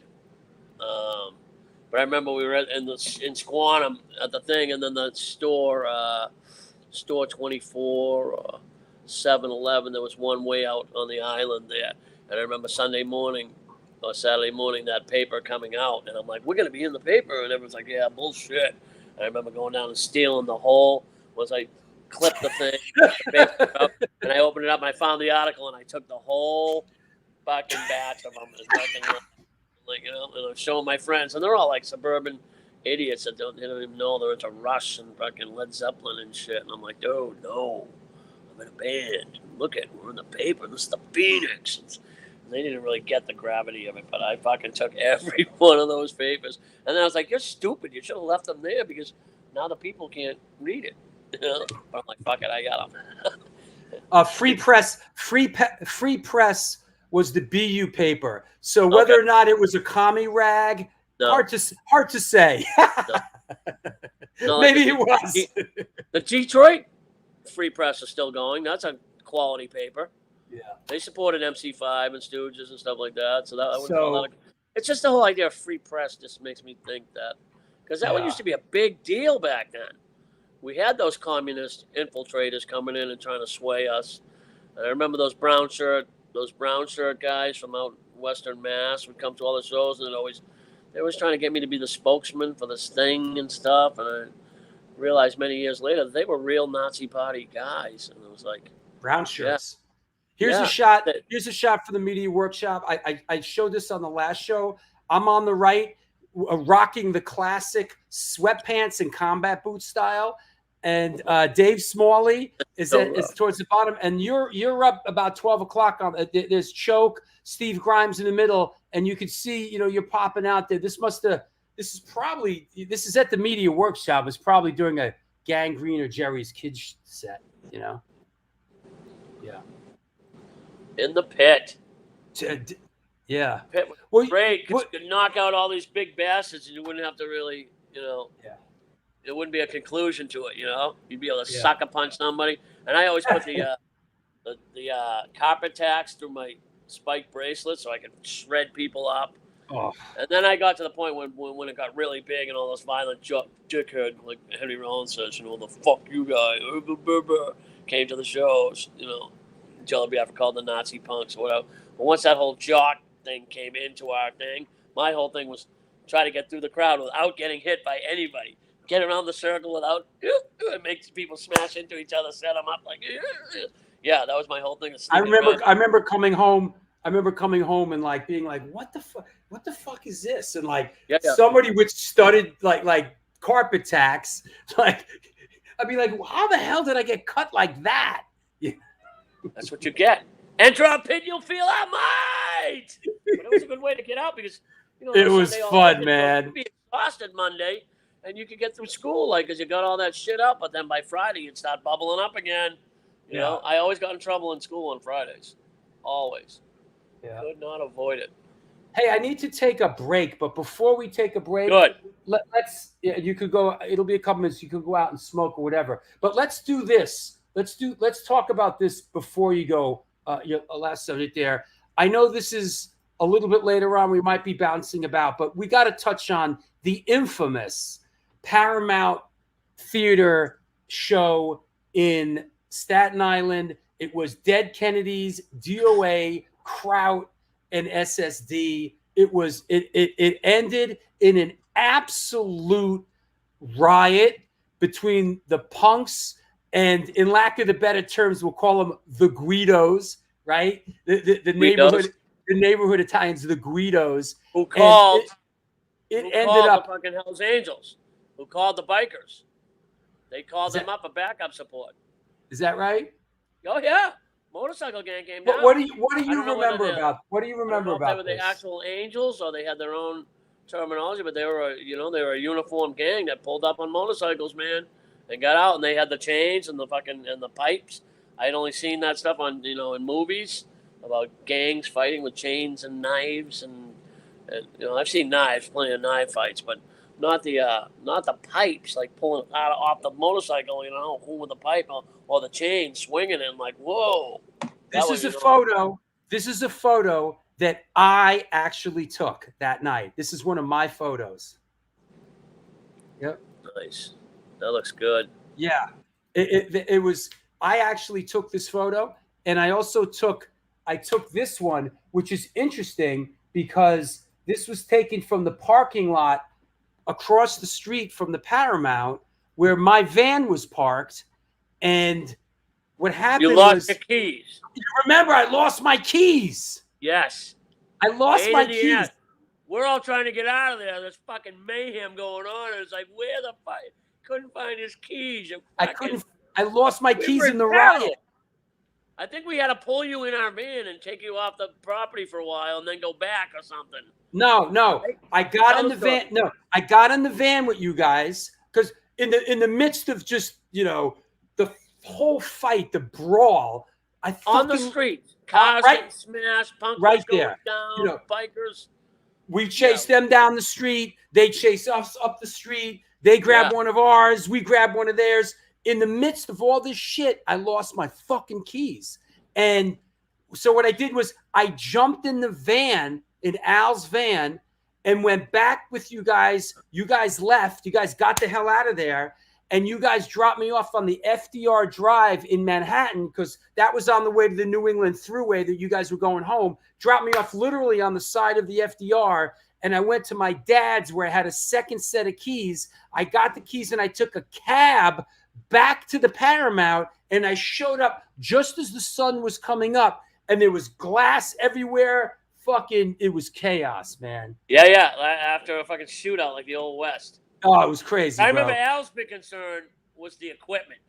Yeah. Al, he didn't care about the fighting going all around him, and I remember him just carrying a Marshall, making sure it didn't get poked. He only cared about the equipment, and there was shit going. And Al was a tough guy; he could have been in there helping the fucking fight, but no, he was saving the equipment, protecting the van. That was his thing. Absolutely. Jamie says it was. Jamie says it was total chaos. Jamie says it was. My whole thing was seeing the bikers or the Guidos chasing the punker and then getting close to him and then me being right there. My big whole thing was sticking my leg out and tripping him. That was my whole thing. I didn't throw any punches. But I tripped a hell of a lot of Guidos. I trip them and run. That was my big. I must have tripped at least 6 Guidos and a couple of bikers. Just the whole riot aside, you guys were great at this show. You guys killed it. You guys were fantastic. You were great, and the Dead Kennedys were great. They were great. Yeah, that was fun. That was fun. I remember yelling starting the riot, going "Don't let these fucking bouncers ruin your fucking fun. Get in there and get them." I think that's what started the whole fucking thing. But I remember them all chain linked armed when DOA played, and nobody moshed or did any slamming at all because all the bouncers had lined up with their arms locked after I had started a bunch of shit. You know what I remember about that show? For some strange reason, I remember Jello Biafra from Dead Kennedys. Somebody stole his contact lenses out of his denim jacket. And he was like, who the fuck would steal someone's contact lenses? Not steal the whole jacket. Who the fuck? He goes, why would you steal someone? Because probably back then, not a lot of people were wearing contact lenses. So somebody probably saw the case and probably thought it's like a drug case or something, maybe. But that's good. Is that right? Lazar started the riot. Apparently, that's what I've heard. Who did? Lazar. Do you remember Lazar? Yeah. Yeah, she was pretty wild. I wouldn't. I love those fucking New York kids like my brothers, man. Yeah. And there was always that thing about the New York and the fucking Boston fucking thing. As much as that was going on. That was later. All that shit was later, man. It wasn't that much later, but I just remember me and Jimmy G and Beastie guys and a certain Todd Youth. We were just always off on the side looking at these fucking guys going, what the fuck are they doing to each other? It's supposed to be unity. We're supposed to be getting all the fucking things. It's all supposed to be about unity. We would just be standing back just laughing at these idiots. We weren't involved. Me, Todd Youth, yeah. Last word on the Paramount. Here's what the Paramount looks like these days. Wow, cool. Yeah, huh? That's crazy. Yeah. That's taken. I took that a bunch of years ago. I'm sure it's pretty different. But I'd like to bring up Harley for a second, because I just got reacquainted with him after all these years. Uh-huh. And he was the very first person that I ever met in New York City. Right.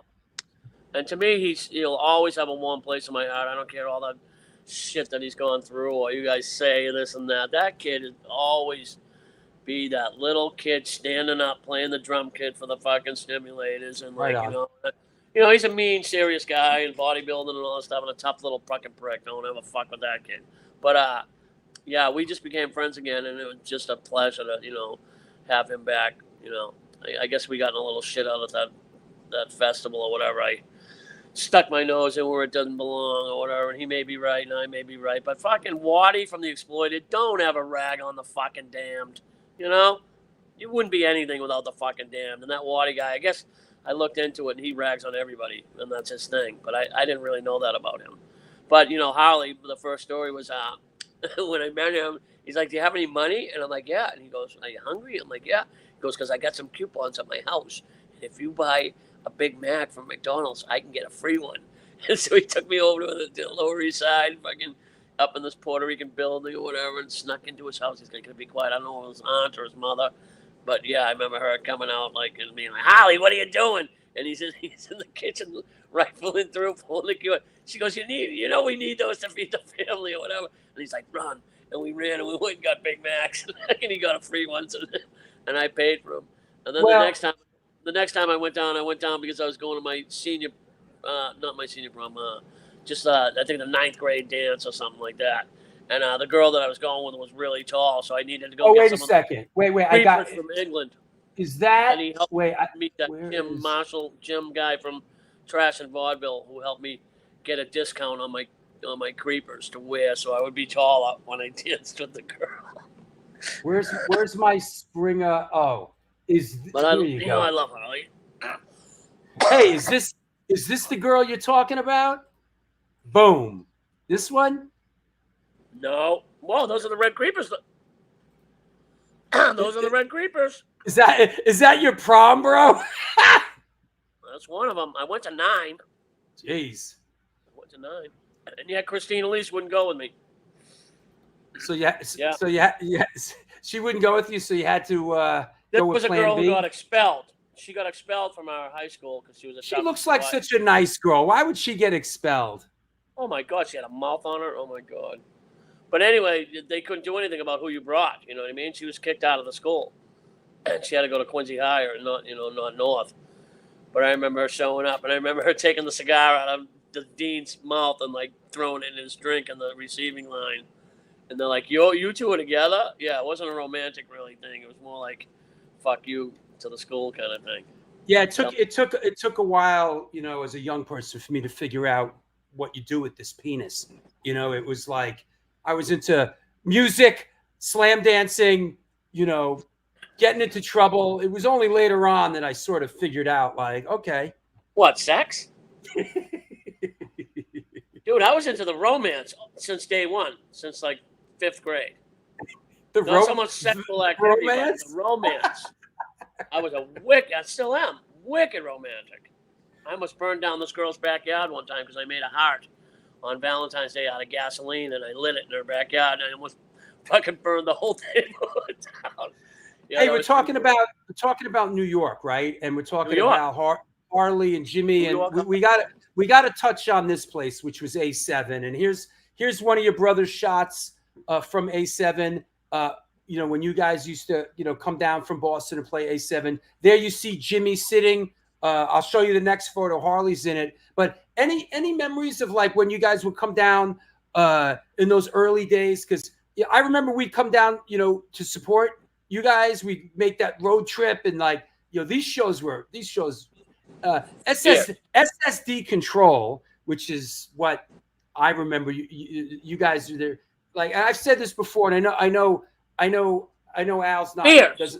Absolutely fierce, those shows. Yeah. I always had DOA. DOA must have been, still, to my Joey Shit is the fucking best guy ever. But always had the DOA. Yeah, no, absolutely. But what I'm saying is my early memories is SSD Control. Later on, it was SSD. But almost before Francois joined, to me, it was SSD Control. SSD Control was a different band from SSD. Yeah. Completely different band. Any memories of coming down to New York for the first time, or was it exciting? Any early New York memories? Just remember being jacked up on Mountain Dew and Snickers bars. Sugar just fucking running through me. There was no fucking drinking, you know what I mean? Straight edge thing, you can bring it up as much as you want. People can point the fingers and say, "Oh, I knew him when he was." Dude, when I was on the SSD clock, whether it be rehearsal or gigs, when I punched that SSD clock, I wasn't under the influence of anything but fucking Mountain Dew. Just the caffeine, the Coca-Cola, Snickers bars, that's it. I wasn't fucking sneaking around doing drugs and drinking. I didn't even fucking like drinking. I still don't even like drinking to this day. That was not a big issue, but, obviously everybody wants to kick you down and say, "Oh, I saw..." Yeah, you saw me. You never saw me drunk. at Dollars for Donuts, anyone chime in right now that's ever seen me drunk in public? No fucking way. I hit a limit. I know my limit. You know what I mean? I get out of there. No one ever sees me like that. And I'm not even like that. It's not my thing. But, taking all, they all want to point the finger about the stranger. I'm telling you right now, my lips, God's ears. When I punched that SSD clock, man, I was fucking towing the line big time. Well, I know back then you weren't doing half the bad shit that me and some of the other Boston guys were doing. Yeah. But I mean, that was pretty much, the Boston crew was pretty much, I remember it just being a bit like Jamie going, yeah, I heard Jake drink the other night, and them all being like disappointed. And I'd be like, you little faggots, who cares? He had a couple of beers, big deal. I just remember being like that. Those boys were all like fucking Boy Scouts, They were all so like straightforward. Different people. Supposed to be all the rejects from every school that got together, you know what I mean, and then joined. But then it became very cliquey. That whole little, Well, let's not go down that rabbit hole. I'm not going down any rabbit hole. I'm just saying. Keep it on New York. I'm just saying New York memories. A7. Clean. What?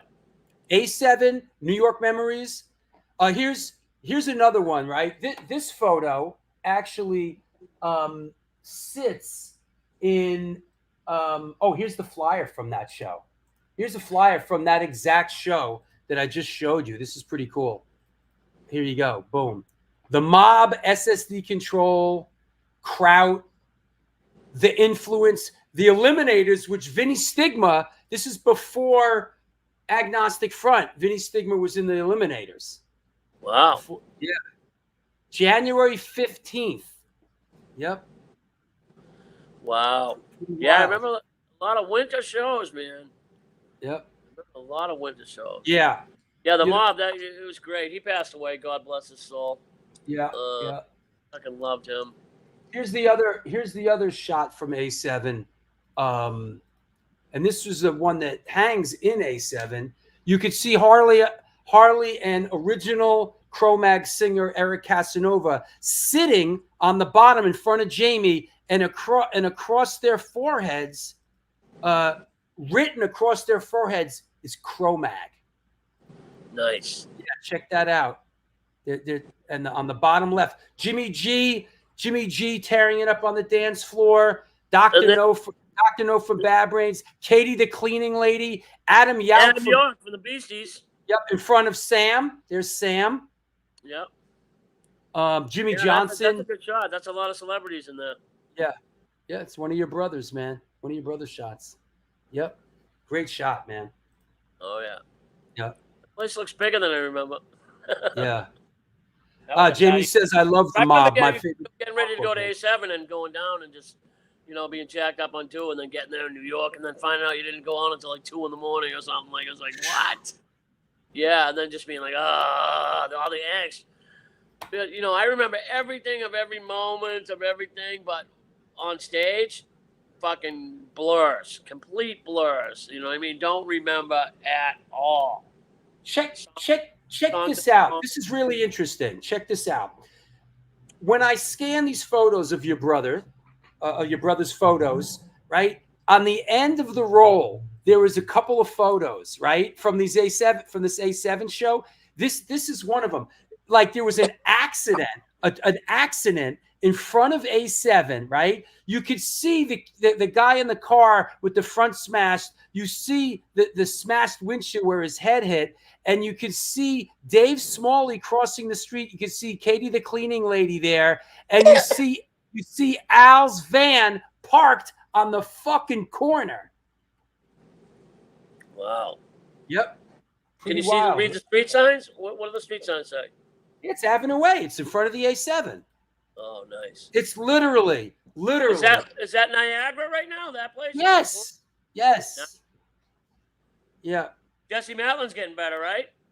Yeah, I spoke to him today. It's funny. I spoke to Jesse great. an hour before the show. I spoke to Jesse, and he is making progress. He's going to be playing again, and so everybody go out and buy that record that he's got. He's got a tribute record, and all the money goes to his medical bills. Everybody help him out as much as possible because he's done nothing but done great things for the scene.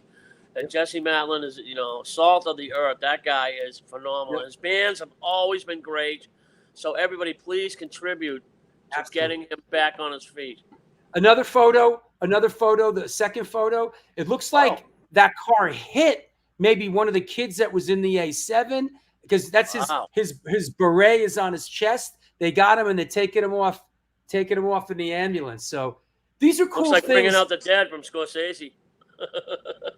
These are cool things that you find at like the last couple of photos on a roll of film, Sure. So that said, hey, we're an hour and 45 minutes into it. Let's take a break. A break. Go out and smoke a butt. We'll take a break. We'll come back. Let's talk about Get It Away. Let's talk about the Bad Brains retirement shows that you played, and a couple other things. All right, and we'll take questions. So go out and do your thing. I'll see you in a couple minutes. All right. What's my thing? I didn't know you Go smoked. Go out with Larry Kelly. Why Smoke a fucking. that I'm smoking? I'll go change my gum. I'm not gonna. No, do what you're doing. Go take a piss. Listen, this is the New York Hardcore Chronicles live. If it was easy, everybody would be doing it, right? Having a good time with our old friend Springa from SSD. I hope you're enjoying it as well. Let's take a sponsor break. We'll talk about some upcoming shows, and we will continue on our journey. We're going to take questions. This is going to be a long show. You might want to put it on hold for a second. All right. Since 1992, Generation Records has been a mainstay of the New York metropolitan area music scene. Today, they offer a diverse selection of new and used rock, jazz, indie, hip-hop, punk, hardcore, metal, blues, soundtrack, and reggae LPs, as well as t-shirts, posters, and other merchandise. They buy used record collections and music memorabilia and will pay you top dollar for them. House calls made for large collections in the tri-state area. Call or email generationrecords@gmail.com and follow them on Facebook and Instagram.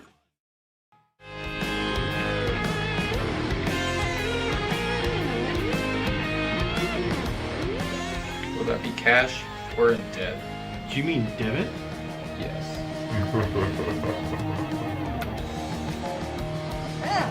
Sorry. Another eternally satisfied customer.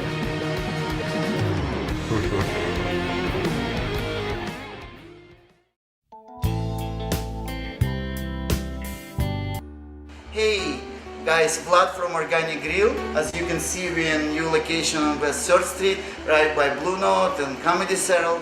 The place is bigger, kitchen is bigger, we have more varieties, more food. We are looking forward to treat you guys with great dishes. All Hardcore Chronicles, welcome to Organic Grill. We are going to serve all the events as we usually do, and we are happy to see you guys.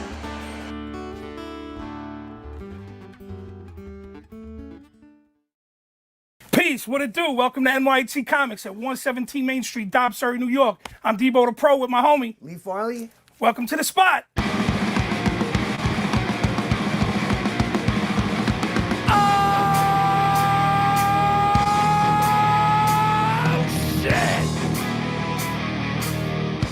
Specializing in yesterday's and today's comic books, rare CGCs, toys, collectibles. Got skateboards, old school tapes, Magic the Gathering, Warhammer. Video games, original art pieces by your favorite New York City and worldwide artists.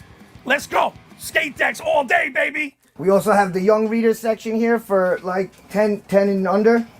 Pops. People love the Pops. Star Wars! We are New York Hardcore. We always rep the scene. Let's get it on.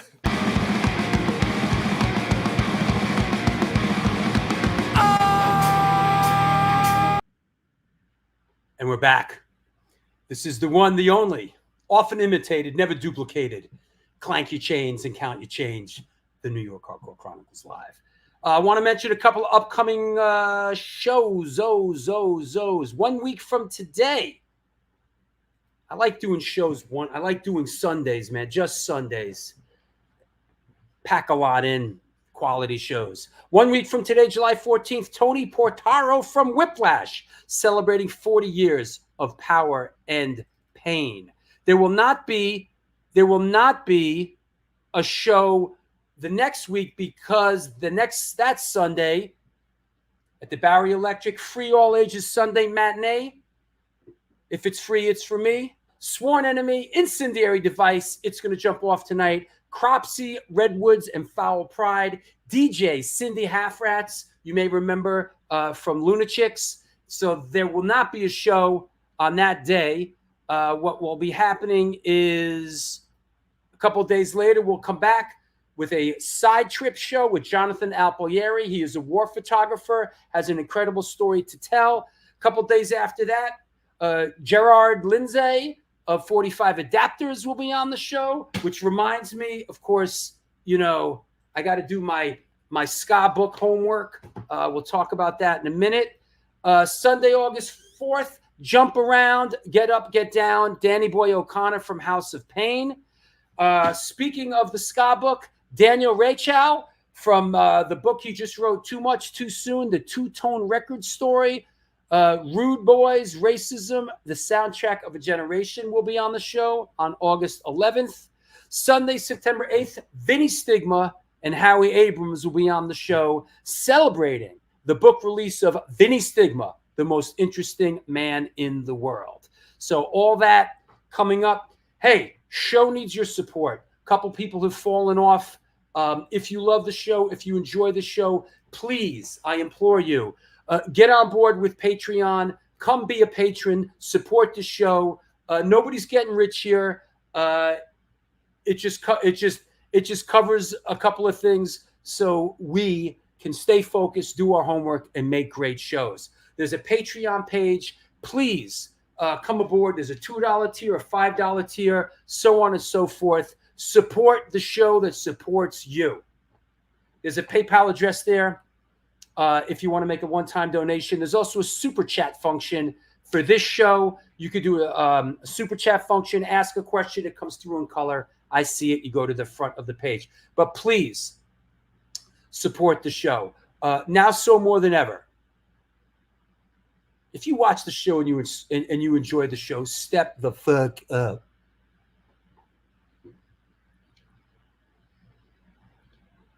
That said, yes. Is the Ezak show still the most watched show? Absolutely not, bro.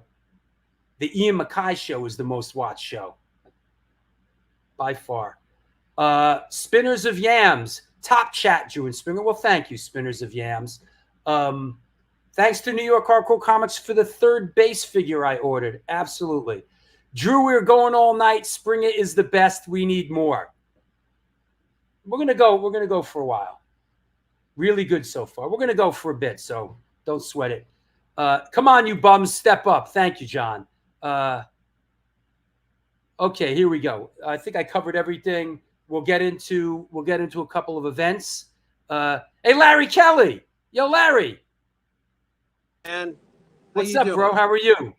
Good. Hey, first thing, I know you're on your show, but I did just send you a picture on your email. On the email? On email. It's kind of a cool picture. Maybe you want to look at it, dig it up. I'm looking at it now. Hold on. It's one I took, and it's pretty cool. I'm taking a picture of somebody taking a picture of. Okay, I'm downloading it right now. Hold on. It's downloading. It's going slow. Let me see. It's going what it slow. is. I got it. Hold on. Yeah. I know you're in no rush. No. Wow. He's close to getting in the chair, but. Okay, this is a cool shot. Okay, Isn't that a good shot? Yeah. Hold on. You took this. This is a Larry Kelly shot. Here we go. Boom. There you go. So I know what this is. This is Jesse Mallon taking a photo of Springa and Handsome Dick Manitoba from the Dictators. Oh, really? Is this at one of our shows? No, this was after the Park show. Ah, okay. Yeah. In front of the Joe Strummer mural. Yeah, right outside of A7. Yeah. Niagara. Oh, nice. Yeah, isn't that cool? Yeah, that's some yeah, dick. yeah. Yeah, So- that's a good one. Where was he for the dictators opening for the damned? Where the hell was he? Why? That was at Hammerstein. That just happened.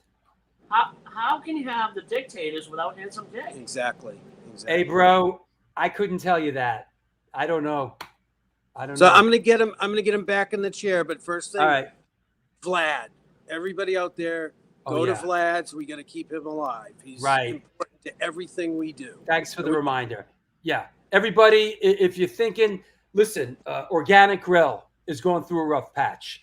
If you're in New York City or if you live in New York City, please go down there and have a lunch or a dinner.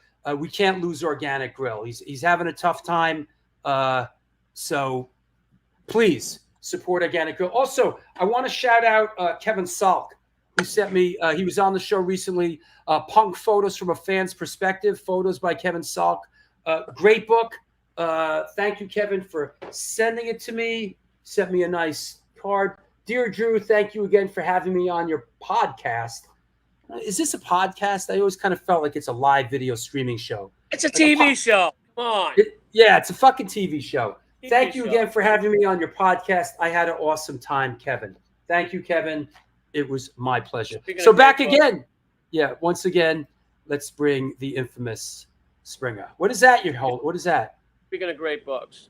What is that? Remember The Name of the Father? Uh-huh. Yeah. Irish. This is the one from 1942. This was the first guy that was executed. You know, a young kid executed. And a great Irish book. You know, Michael McDonald talks about the Easter Rising and all that kind of stuff. You know, you should pick up those books from Michael McDonald. Great author. Talks about Salty and punk rock and how they collaborated. And he actually gives me credit for bringing stage diving to Boston because we snuck in to the show and then we ended up on Susie and the Banshees stage and she took a swing at me and tried to punch me in the head and I had no escape, so I dove into the crowd and they said that was like the first stage dive in Boston or whatever. So he gives me credit for that. Really, really funny. But since you're doing all the advertising and stuff for people and I did something for Spectacle. Okay, good. Go ahead. Do it. Okay. Let's see if we can close it on this. How do we do that? Yeah. Okay, this is cookie time. Cookies. It's a cookie bakery only. And I want to give a shout out to my girl Jess, who is a cookie artist. And what do you got? Look at these. Can we see those? Oh, nice. Look at those. Customized. Oh, hell yeah.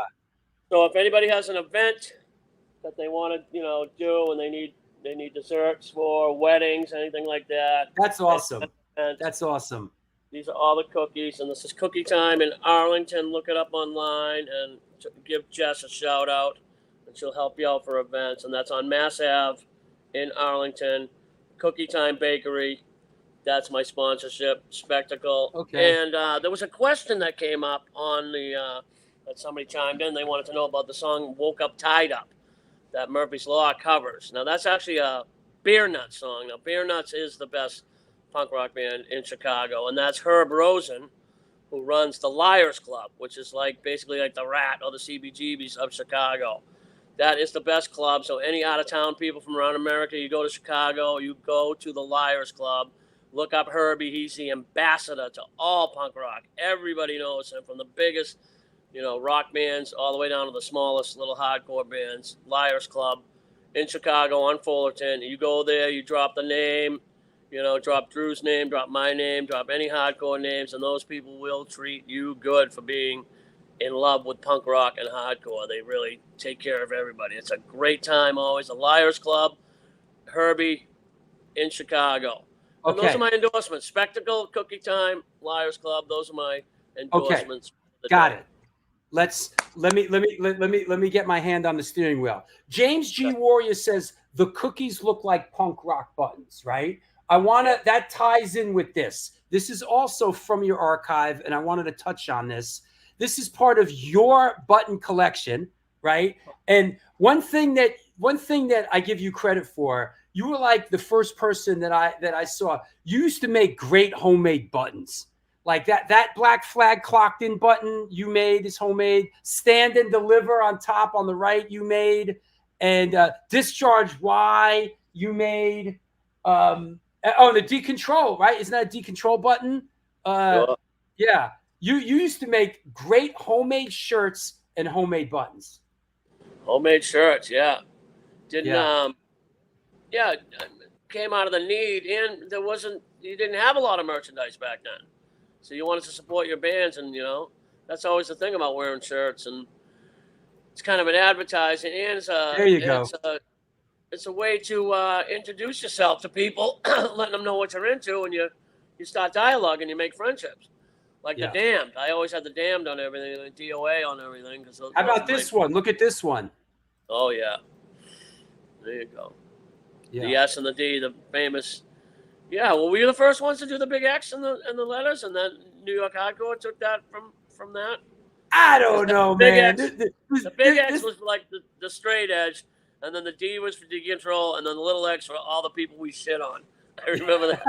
I remember that was the explanation behind that. Hey, you still have this? You should sell it on eBay. Really? Anyone want it? Oh yeah. Stop the bidding. Are you crazy?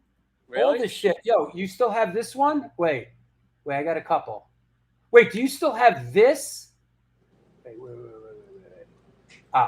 Do you still have your old fucking jacket? Yeah, that's going in the Punk Rock Museum out in Las Yeah, Vegas. that's what I was going to ask you about. Yeah.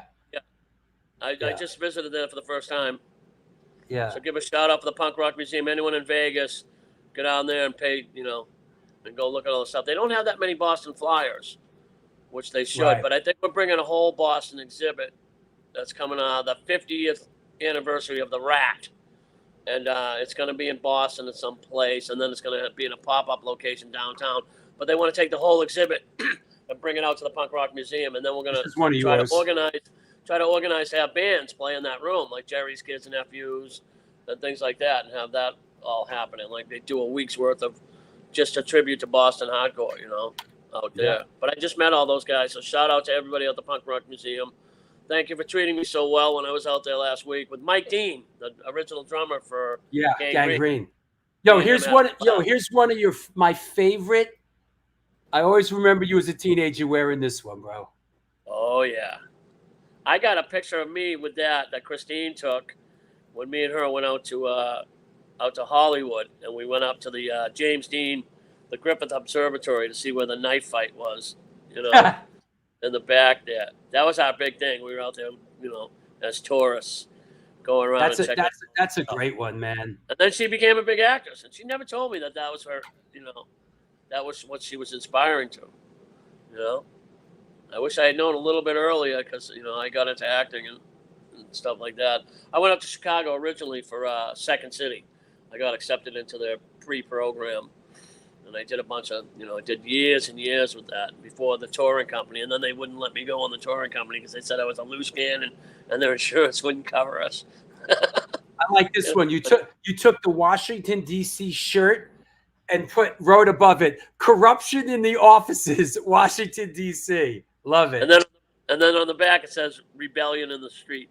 I got it. Hold on. Here's the back. And then the back it says "Rebellion in the Street, Minor Threat, SOA." Here you go. Here's the back. Oh wow. Cool. You still have these? You still have these? Look at the the years of that's early hardcore. Yeah. I remember when it changed when I had the SLF, Stiff Little Fingers shirt. Right. And then I changed it, the S, the L, and then I made it into an O, and I made the F into an A. So I changed the SLF homemade shirt into SOA. And that tells you the turning point of that's getting into the new scene.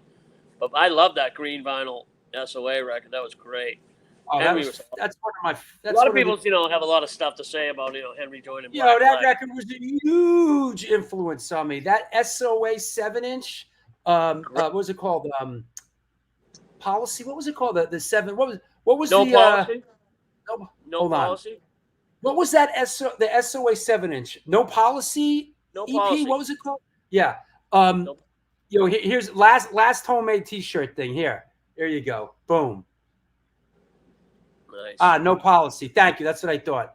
Man, that was a huge influence on me when I started the High and the Mighty. Hey, Mike LaRoche, thanks, man. Thanks for coming on, Springer. You're the real thing. No bullshit. To all listening, hey, donate, you cheap fucks. Well, thanks. I appreciate it, man. Those listening, man, now so more than ever, this show needs your support. So, don't.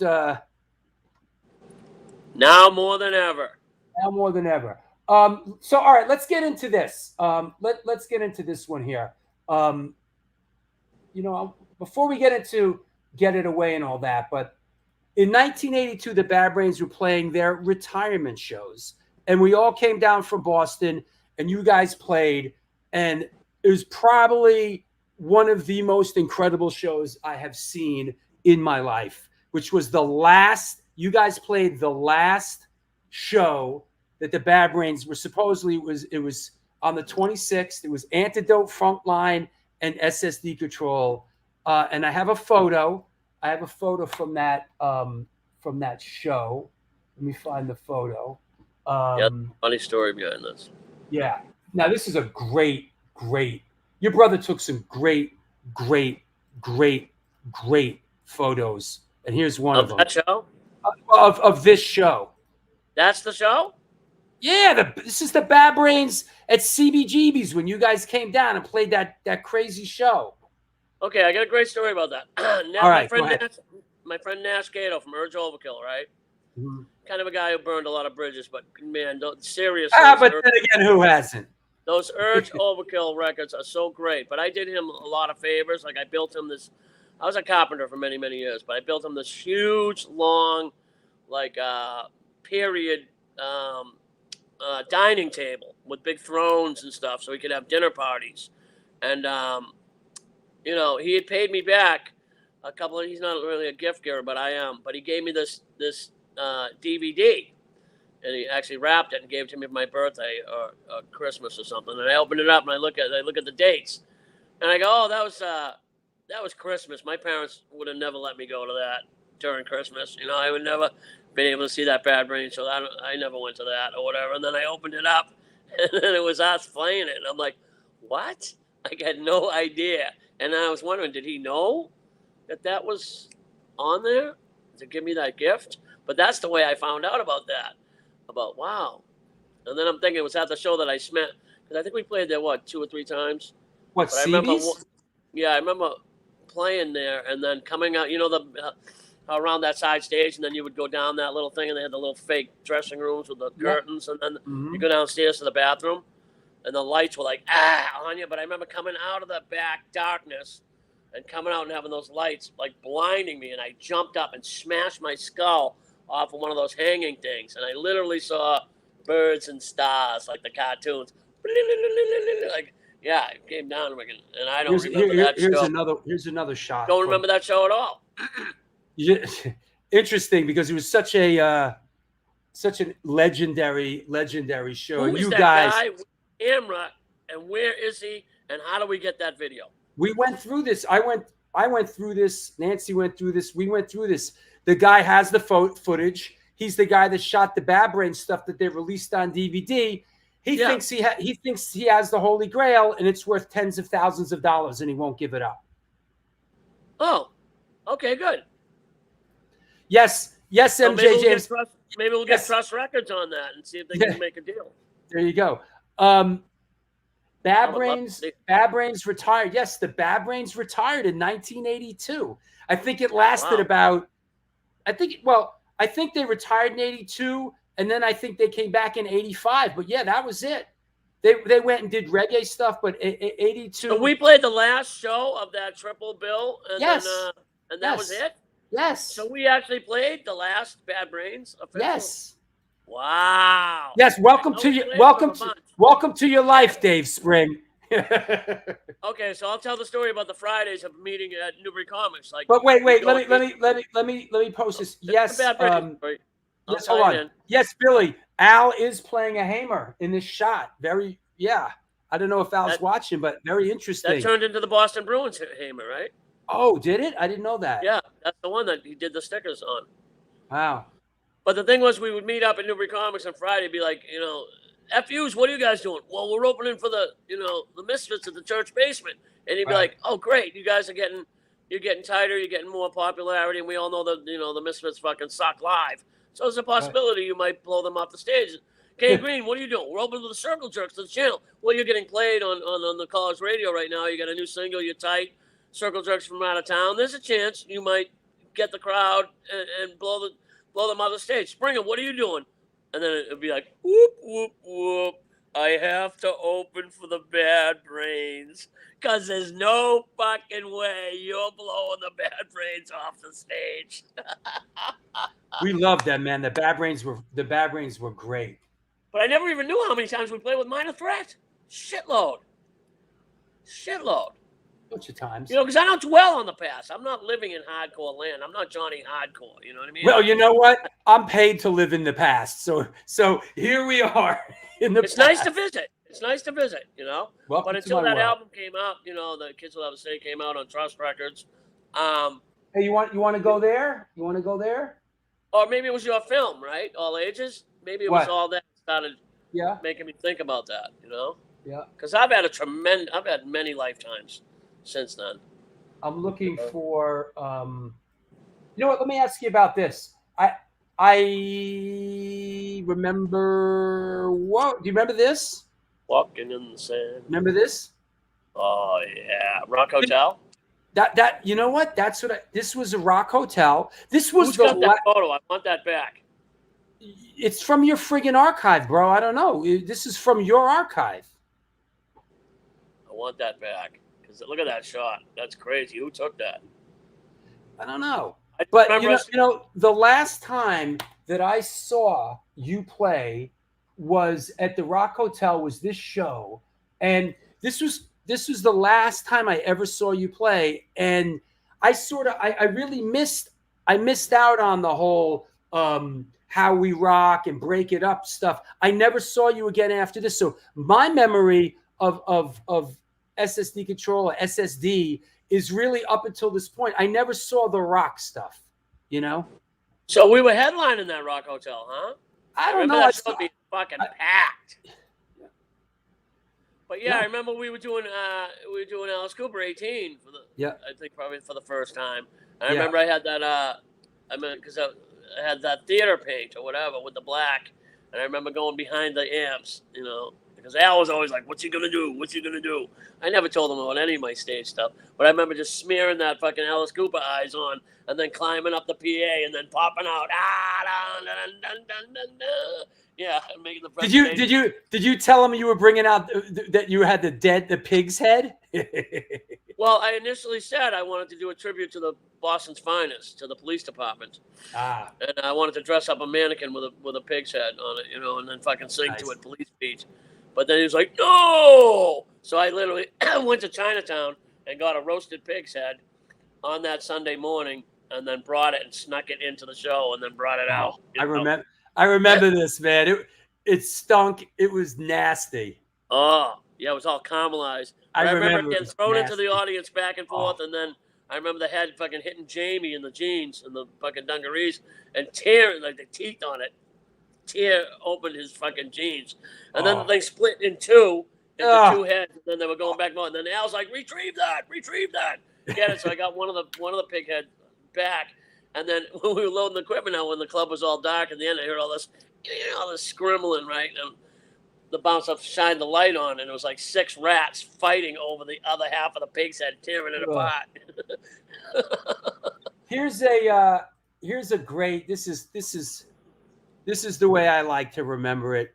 Here's a great set list from, must have been, pretty much when Get It Away was maybe out or about to come out. This is the way that I like to remember it. Incredible set list here. When you guys were just crushing the planet Earth, Yeah, those were the tight shows, man. Look at that. Yeah. Good. Yeah, I remember only a few times when we were making the set list to be like, dude, I can't do that song and that song back to back. I'll run out of breath. I'll fucking die. Especially like Under the Influence. Oh my God, Yeah. I couldn't even get that. I couldn't even get those words out. I was like, I need one of those fucking starters in after that. But Jesus Christ, going from Boiling Point to Under the Influence to fight them. Fun to you. There it is. Nice. Yeah. That still was in the set. Force down your Yeah, throat. that's a damn good set right there. I'd It like to is see really that. good. It's good. That's good. Yeah. That's the beauty about Hey, getting Drew, breaks. Josh Hurst asks, hey, Drew, is Springa seen as Hardcore Legends trading cards? The Topps baseball card? Did you see the card that the Hardcore Legend baseball card they made for you? Yeah, Yeah, okay. I did. I just Hey, wanna- Joshua, send it to me on Facebook Messenger right now if you I can. Send want it a to me. hard copy of that, and I want to see the stats on the back. Yeah, Like, what send me team- both sides, Josh. I'll post it. What teams did I get traded to, and what's my batting average? Yeah. Yeah, MJ James. Yes, it was 113 Jane Street, which is still there. It's like a lounge now. The old Rock Hotel room Rock where Hotel. we play. I actually sang my first show when I was in Antidote at the Rock Hotel in What was that? 84, Okay. 1984. Josh was just there at Bridge 9. Is that right? That's funny. Okay, so that's it. Let me see what else I have here as we do sort of our grand a grand tour. I thought Jamie and Chris were gonna chime in on that little Scooby thing. They come, they go. They come and they go. They've had their shot, right? Yeah. They did good shows, right? Oh yeah, they're great. Al's been great. Nancy, everybody, all you guys, you've been great. You're the last. Yo, I've had everyone: Nancy, Al, Jamie, Chris. Who's left? The only one that I have not interviewed is Francois. Yeah, but you won't get anything out of him anyway. He never said a word. Barely even knew he was in the band. Barely even know that kid was in the band. How did would be in a hotel room or something and be like, Francois, you want to go across the street and get a Pepsi? And he'd be like, well, do I have to get Pepsi? Do I have to get a Coke? Or do I have to get could I get an orange? Yeah, you can get an orange. Can I get a root beer? Yeah, you can get a root beer. And then he'd just fucking cower and go and grab his guitar like his little baby and go, actually, I think I'd just like to stay here and play my guitar. And then he would just, and that's all you'd ever get out of that kid. He came to do the recording for Get It Away, like Chris had brought him up. It was like we had closed rehearsals. Nobody ever at our rehearsal. I'm like, who the hell is this kid? I'm like, well, that must be Chris's ride. So he's hanging out. And then does he want to play on the record? And then he never left the band. Nobody ever invited him into the band. He just never left. He would just show up with Chris and fucking play. And thank God he did, because that Get It Away record is fabulous because of him. There you go. There's your card, bro. Oh, nice. What's that Ramones thing? What is that seal? That's just the trading cards. That's just his logo. And then I want one of those. And then your other, hold on, here's the back. Here's the back of it. Let me see. Thanks, Joshua. Here's the back. You've been in all these bands, bro? I've been in a lot of bands. I've never not had a band. I've always There you go. Pagan Feast. He got it. Pagan Feast. Nice. SSD, Razor Cane, Die Blitzkiner, Next Effort, Punk Saliva, The Hedonist, Springa, Medication, Springa and Company, Fatal Accident in a Wheelchair, and Springa's Sonic Droogs. And that's the band I have presently. Come out and see the fucking Droog show, man, because it's good. I love it. Hardcore trivia. Dave Spring, aka Springa, is an enigma. That's great. That's great. That's fantastic, bro. I've always been in show business, my friends, and I'll never stop until I die. Yeah, hopefully I can great. die on stage for you tonight. Yeah. I love saying that. There's a few of them. Answer this. Didn't the guy from Morphine die on stage? Did he? Yeah, I think so. Same thing that Kurt Cobain took an overdose of those Italian fucking tablets that are really strong. Cobain almost died from that. But I think the guy from Morphine, that I believe. I could be wrong. Somebody chime in and check me out. But I like to believe that somebody died on stage. That's a pretty cool way to go. Yeah. Billy, yes. Who was that Antidote show with Yeah, here it is. I just pulled it. It was with 76. This is at the Rock Hotel in that same room, Rock Hotel on Jane Street. This is the first show I did singing for Antidote. Toxic Reasons, Antidote. Toxic Reasons, TSOL, Antidote, and 76% Uncertain. This was the first. This is after the High and the Mighty when first show I did for Antidote. And here is That's the same creepy little monk there with the hood on the same flyer. Yeah. Must be the same person promoting. But here's TSOL, those are my boys. And here's a shot of it. Here's me singing. Best. First show I sang for Antidote, Rock Hotel. There it is. Frenchie Nice. on the side of the stage, Googie on drums, who was in the Misfits. Who took that photo? That was what's her name? Who did the Agnostic Front? Who did the Agnostic Front cover? Shit, I'm drawing a blank. That said, how was TSOL that night? Dude, it's 40 years ago, bro. Come on. That was 40 years ago. I don't remember. I expect everybody to remember everything just like I do. Yep.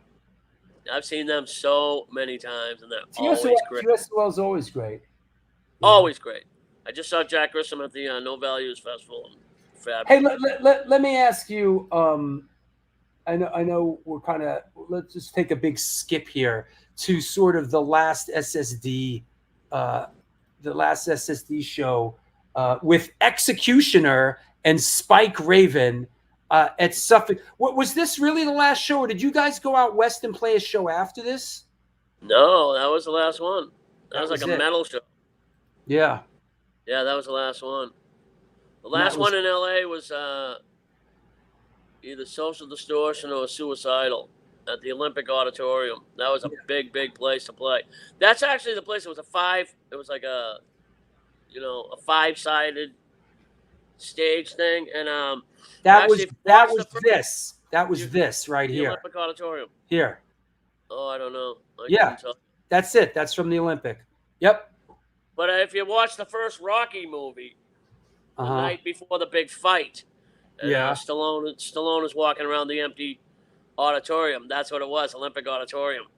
It was supposed to be in Philly, but in actuality, they were filming in the Olympic Auditorium, and that was the big wrestling place. What's up, yo, London May? What's happening from Sam Hain? What's happening? Oh my God, London? best guy ever.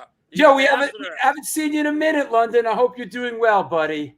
Dude, I hope you're doing well. London, thank you very much for the No Values Festival. He took me around and introduced me to everybody. Is that right? Such a gentleman, such a happy guy. He's like the best. I want to take him everywhere I go because he's just amazing cat, man. He really made my weekend enjoyable, just hanging out with him. He was awesome. Yeah. London. Al Baril playing the old school Warlock in that shot. Yeah. Yes, thank you, London. I hope you're well, man. You got to come back soon. Yeah. Very cool. I want to as much as possible. Any memories or any perspective you could glean on us as far as when things were winding down for SSD sort of these days here? Like when it was sort of wrapping up there? Well, it was the change when we went from, the triple speed stuff where we could have went the metal route and the, Megadeth speedy metal Metallica route. We could have went that way. But we, Al decided that he couldn't keep up with those bands. And I think that technically he couldn't, even though Francois could do it, he made a conscious choice to keep it rhythmic and AC/DC and rhythmic and slower and those kind of things. And I remember being at this is one of the last shows in LA. I remember Chris on the fourth record, he had the gooseneck to do the backup because I was the only singer. The audience was always the backup singers. They knew the songs, the mic would go down, and they would do the chants. Jamie or Al never sang, Chris never sang. But on the fourth record, he addressed vocals, and he's like, dude, this is a big booming auditorium. I need you to look at me and make eye contact when we're doing the verses, when we're doing the choruses, so we can be in sync because it's bouncing all over the place. So we're doing the song. It's brand new, and he's going to sing, and the people in the audience, the first 5 rows, the kids were like all in tears, like play something fast, and they're all getting sad. But outside behind them, They started a bonfire in the middle of the fucking floor, and there was all these, and they were chanting around. I remember looking out, and they were chanting around like real slow, doing the circles to them around this fucking fire.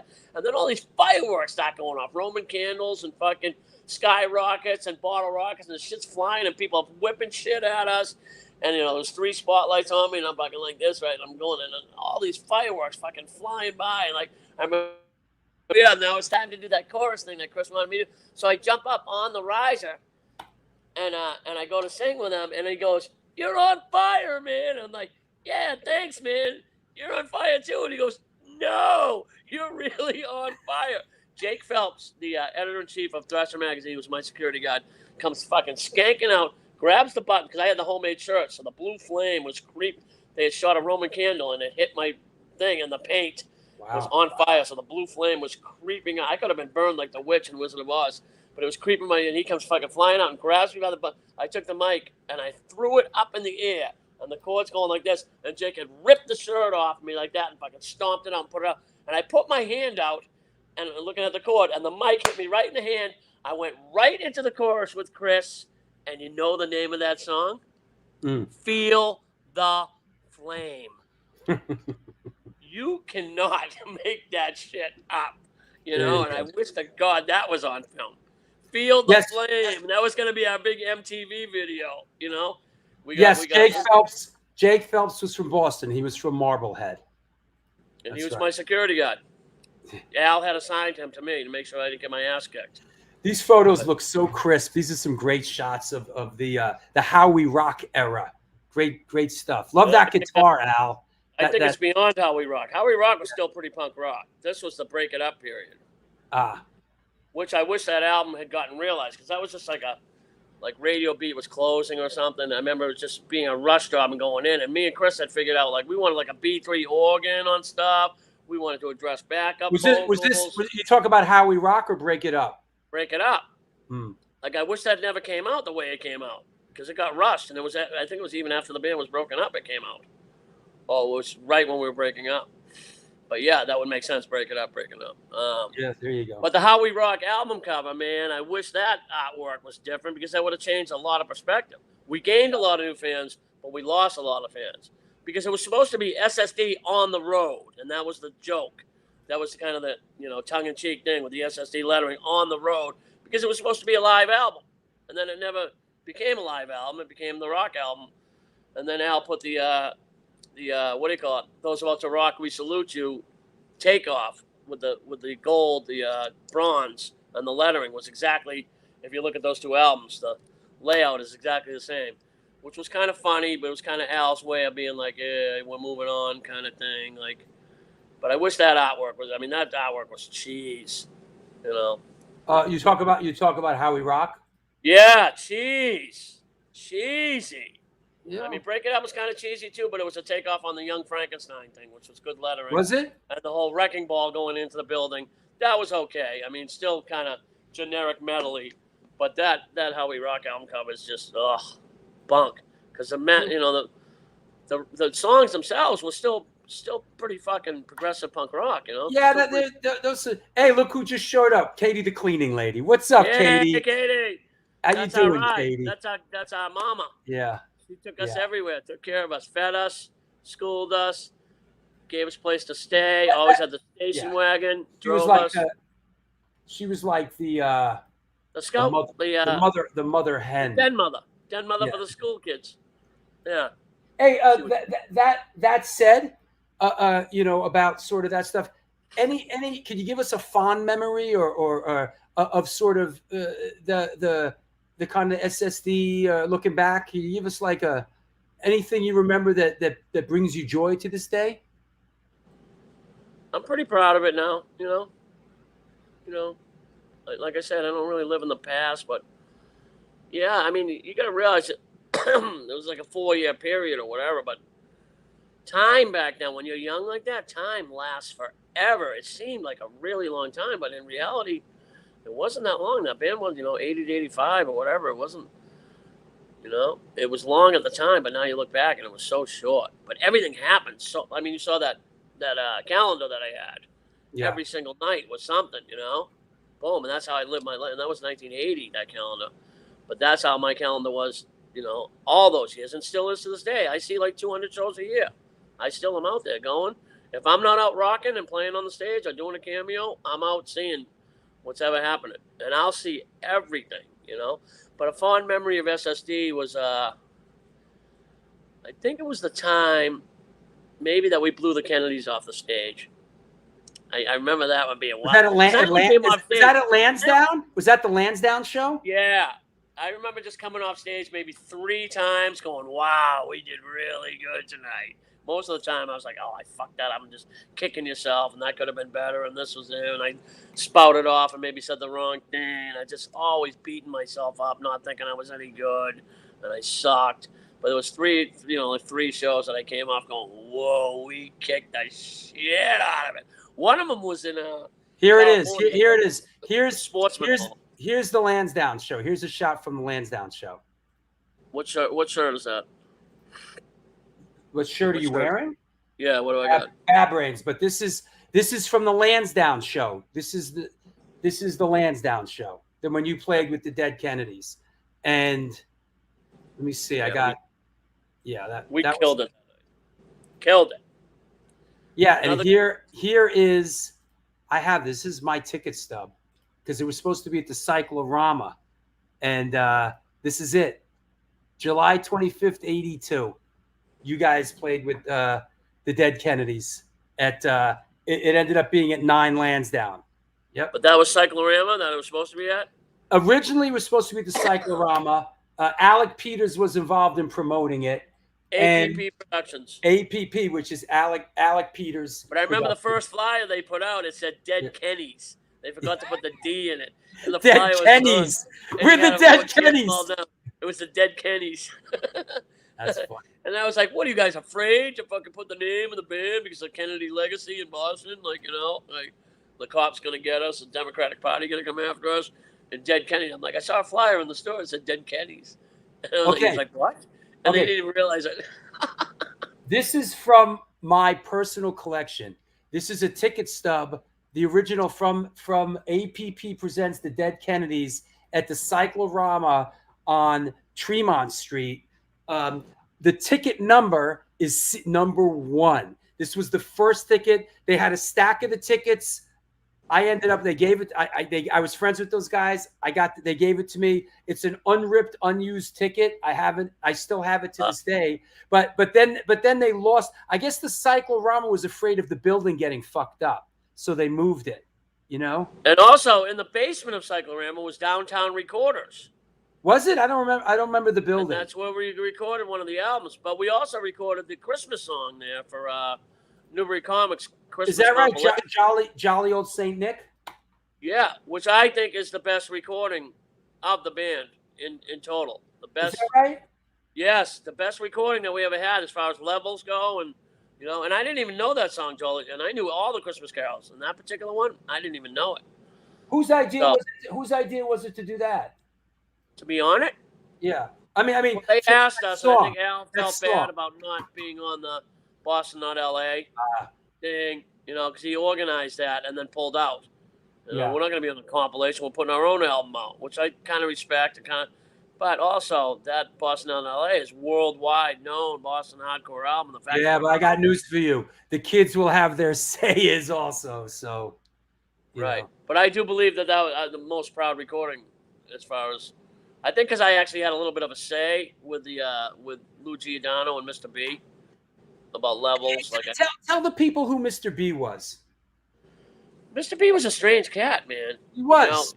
He was. Yeah, very, very intelligent. He was a university guy and not what you would think, like someone to be into hardcore. But he used to get so jazzed up about it. He thought we were just fabulous. So I don't know who clung on to who, but he stayed with us from the beginning to the end. His brother was the one who did the artwork for the last 2 albums. Did both those. But he was, very learned, very intelligent. Him and Lou got along great. And there was another guy in the too. Who else? I don't know. But yeah, he had some say on mixing levels. But I remember Mr. B. I remember Mr. B at the media workshop. Come and seeing you guys at the media workshop. Yeah, like an art guy, university guy, Yeah. But I just remember like me wanting the 2-track vocals, and they're like, "There's no way that you could match what you just sang." And I'm like, "Well, you give me a fucking chance," and they never gave me a chance. I really want to beef that shit up, but I guess keeping it pure, there Yeah. was no studio tricks. It's what you did was what you get. How many times am I going to do it in a row before it gets fucking stale? And Sure. let's go to another song. So it was basically like, plus studio time was like, whoa, how are we going to pay for this? Like, because the Kids Will Have Their Say took a lot. There was like 4 or 5 different venues and locations, and Larry Lassard. I know you guys went in there kicked us once. out of the You went in there once and it didn't work out. You went in there I think the first time it didn't work out, right? First time, the first 4 times, Oak Grove, like all those. It was 110 degrees in the studio by the railroad tracks. We'd have to stop and let the train go by to record. But it was so fucking hot in there that I believe that the tape like melted, So we had that. And so anyone that has Oak Grove, I would love to hear that on cassette. That's crazy. But Larry Lassard, his father, kicked us out of the house or whatever. He's like, "What is that screaming going on?" Or he had sent him off to the movies or something. He came back. He was like, "Get out of my house." I remember that being after setting everything up. And then I remember him taking all the equipment and bringing it to Al's basement and recording in Al's basement, mobile like, in there. And I think maybe some of those recordings went on to Kids Will Have Their Say, but I don't even remember where the actual thing was. But Larry Lassard, I believe, had an accident or a stroke or something like that. He's in Brigham and Young's hospital right now. So anybody that can do anything for that guy, he was one of the original recorders, engineer. I wouldn't say producer, but Gotcha. I would say. Hey, let me say, Get It Away. Oh, look at that. Get It Away now is Yay. it's pre-sale. The pre-order now is available through Trust Records. My favorite all-time hardcore record. This record changed my life. Get It Away, pre-order now at www.trustrecordscompany.com. This record, I can't say enough about it.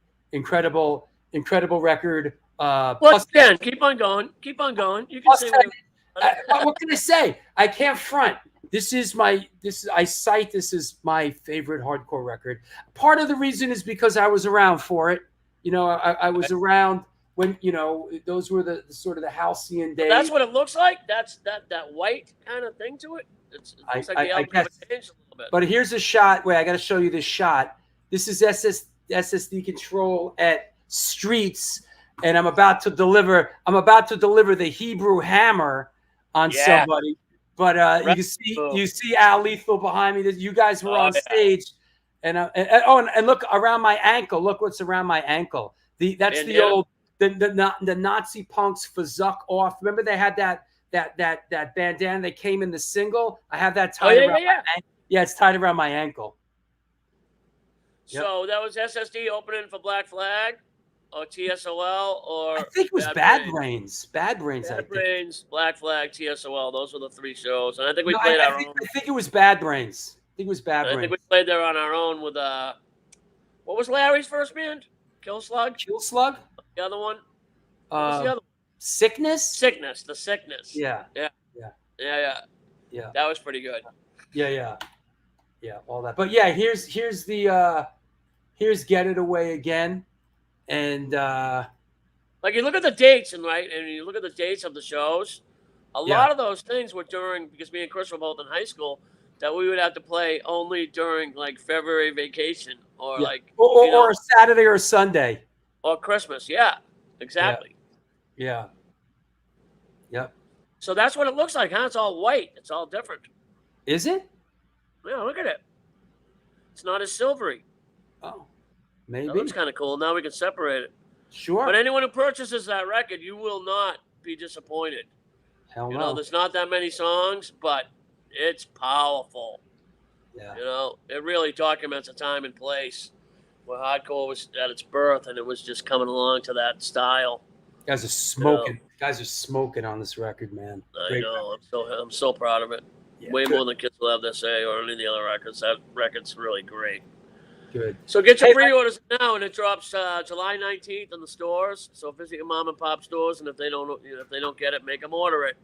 And those things are gonna go fast. So All you Hey, kids let out me take a quick. This is a quick sponsor break. All right, Good. and then we'll Good. take some questions. We'll take some questions from around the world. All right. Nice.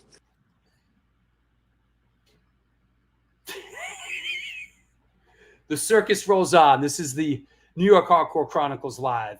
You know, if it was easy, everybody would be doing it, right? I'm having a good time. I hope that you are too. I want to shout everybody out that's stopping by. Great show with an old friend. Once again, this is the New York Hardcore Chronicles live.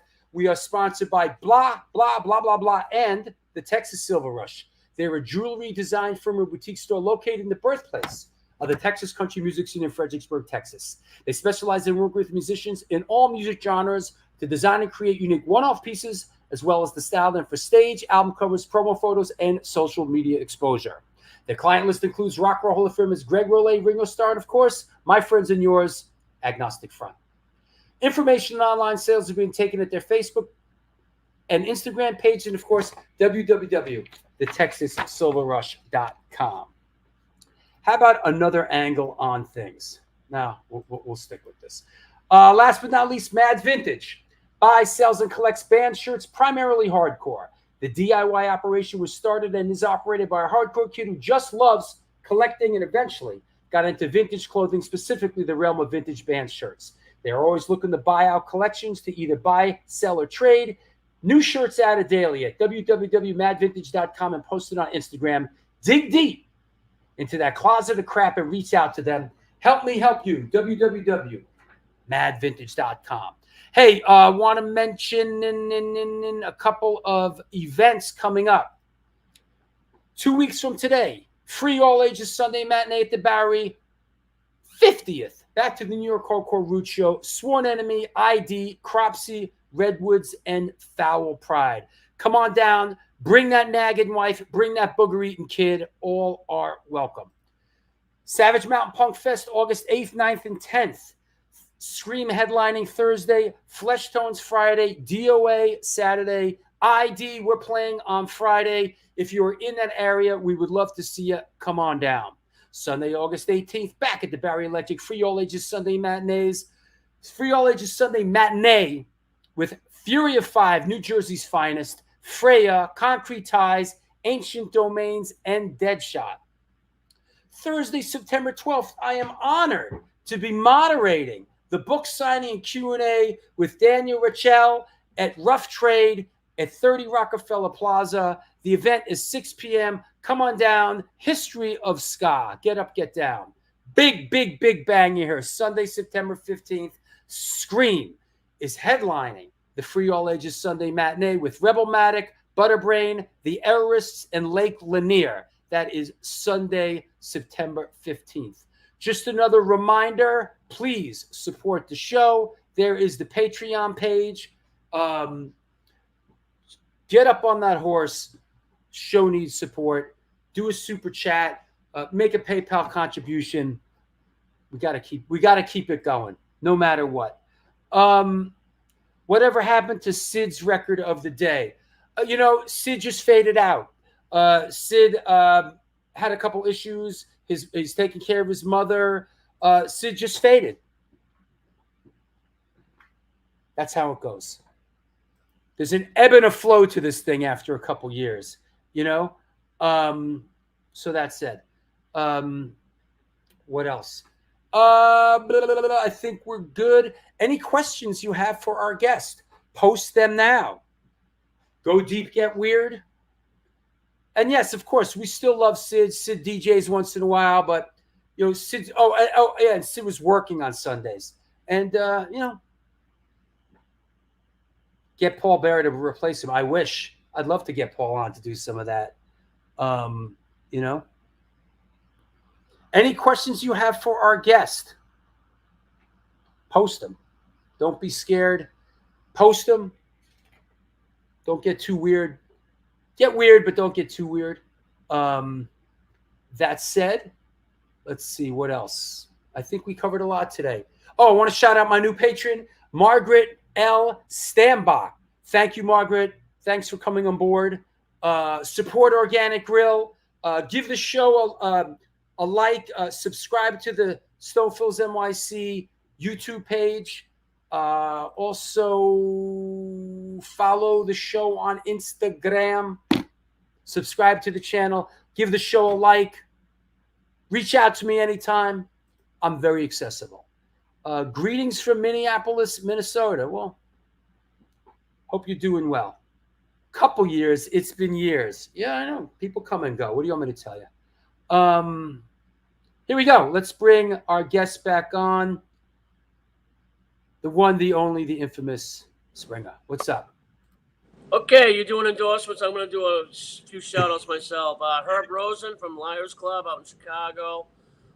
There's a girl out in Chicago who is just a phenomenal metal smoking guitar player and yet plays acoustic and great voice. Her name's Allie Jados, and she has a band called Blood People. So I want everyone to support the band Blood People at alliejados.com. She makes great videos. She's a great artist, and she needs attention, and she needs to get huge. Allie Jados, I call her Pony, and because she's a little horse. But her band is Blood People, and they're really great, so we need a shout-out for them.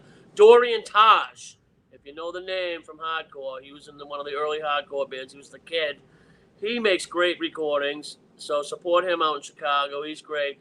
Of course, Springa and the Sonic Grooves. Phyllis's Musical Inns, my bar. You want to come down there? That's on Division Street, 1800 Division Street. Come down. And then we got the Rainbow, where the Haggerty Brothers work, and Liars Club. Metro's always still good. And all my friends in Chicago and all the great bands out there. I got my friend Taylor Morse. He's a different kind of band, not hardcore, but he's a good player. And that's it, I think, for Chicago. All right. First question.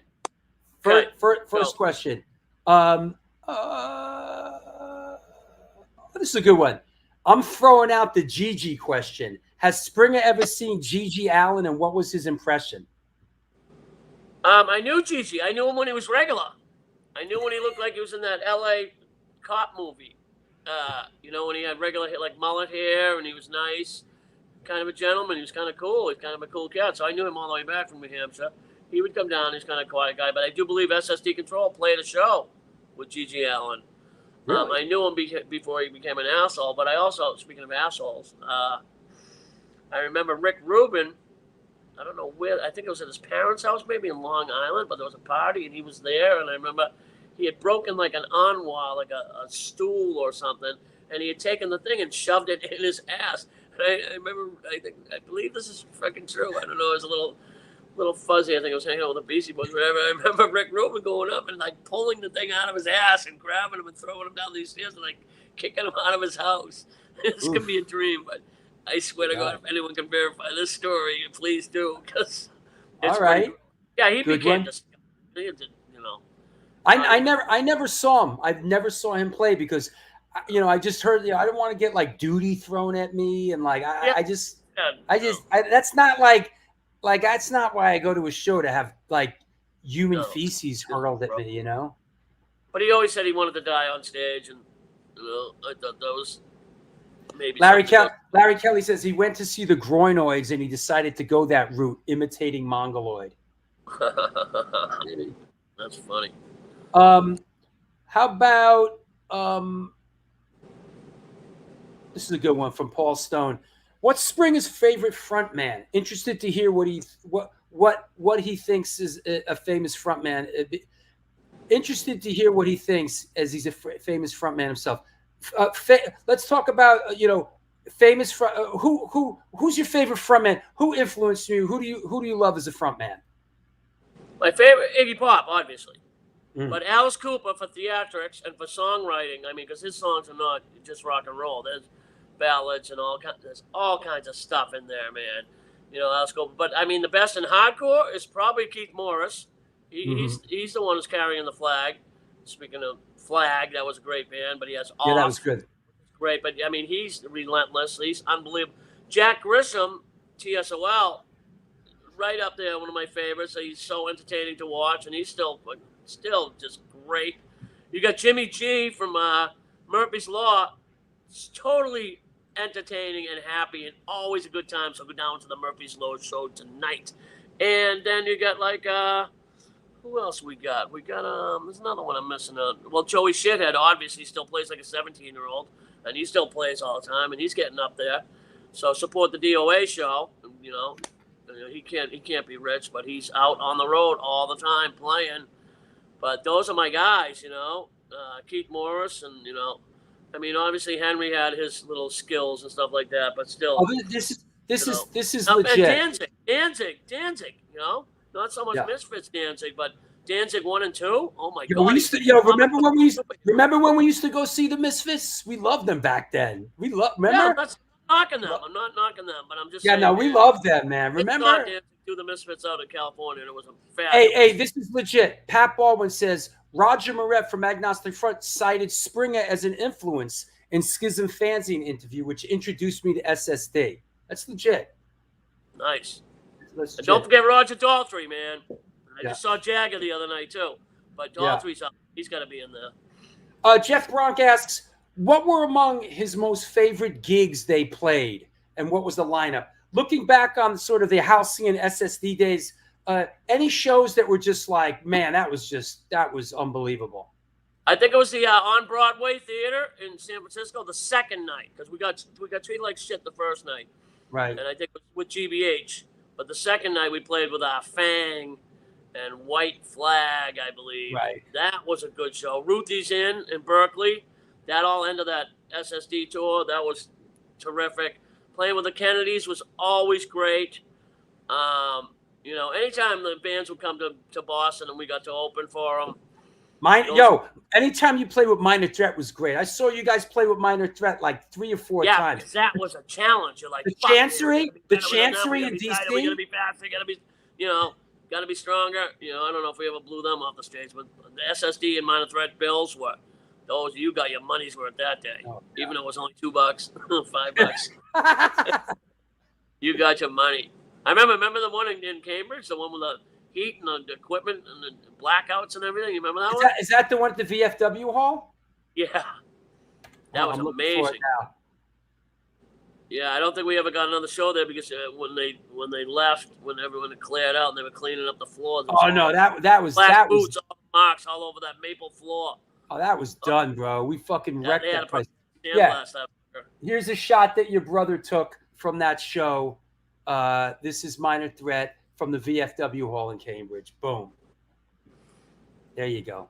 Oh yeah. Yeah. Yep. I think they used that for something. That photo, I think they might have used that for something. But that was to this day, that was one of the most crowded shows I have ever been to.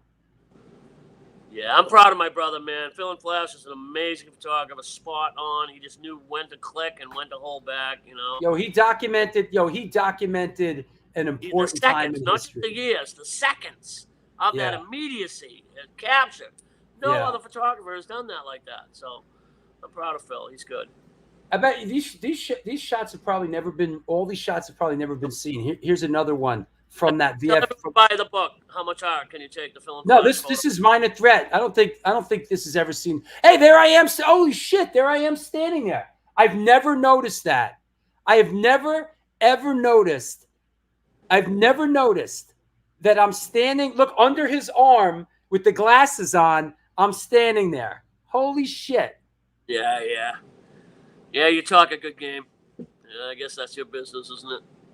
Just like it's mine. I can't even see it. I've never looked at this photo like that. That's crazy. Yeah, never saw myself in one of these photos from that show. That's another one of those bands that always dressed down. Like they didn't even wear like band shirts. You know what I mean? They just wore. Oh, check this out. Leanna says my family rented that VFW hall for a birthday party in 1986. Blew my mind to go back there. Nice. Yeah, that was a nice room. I swear to God, I never really looked at this shot. Son of a gun. That's a nice room, man. Yeah, that was fucking killer, man. Christopher Valdez. You asked me before about fond memories, you know. No. Hold on. I saw you open for Social D in '85. Do you have any memories of that gig? Where was that? Wasn't that Olympic Auditorium? Yeah, that must have been. Yeah. So I guess you have no memories of it.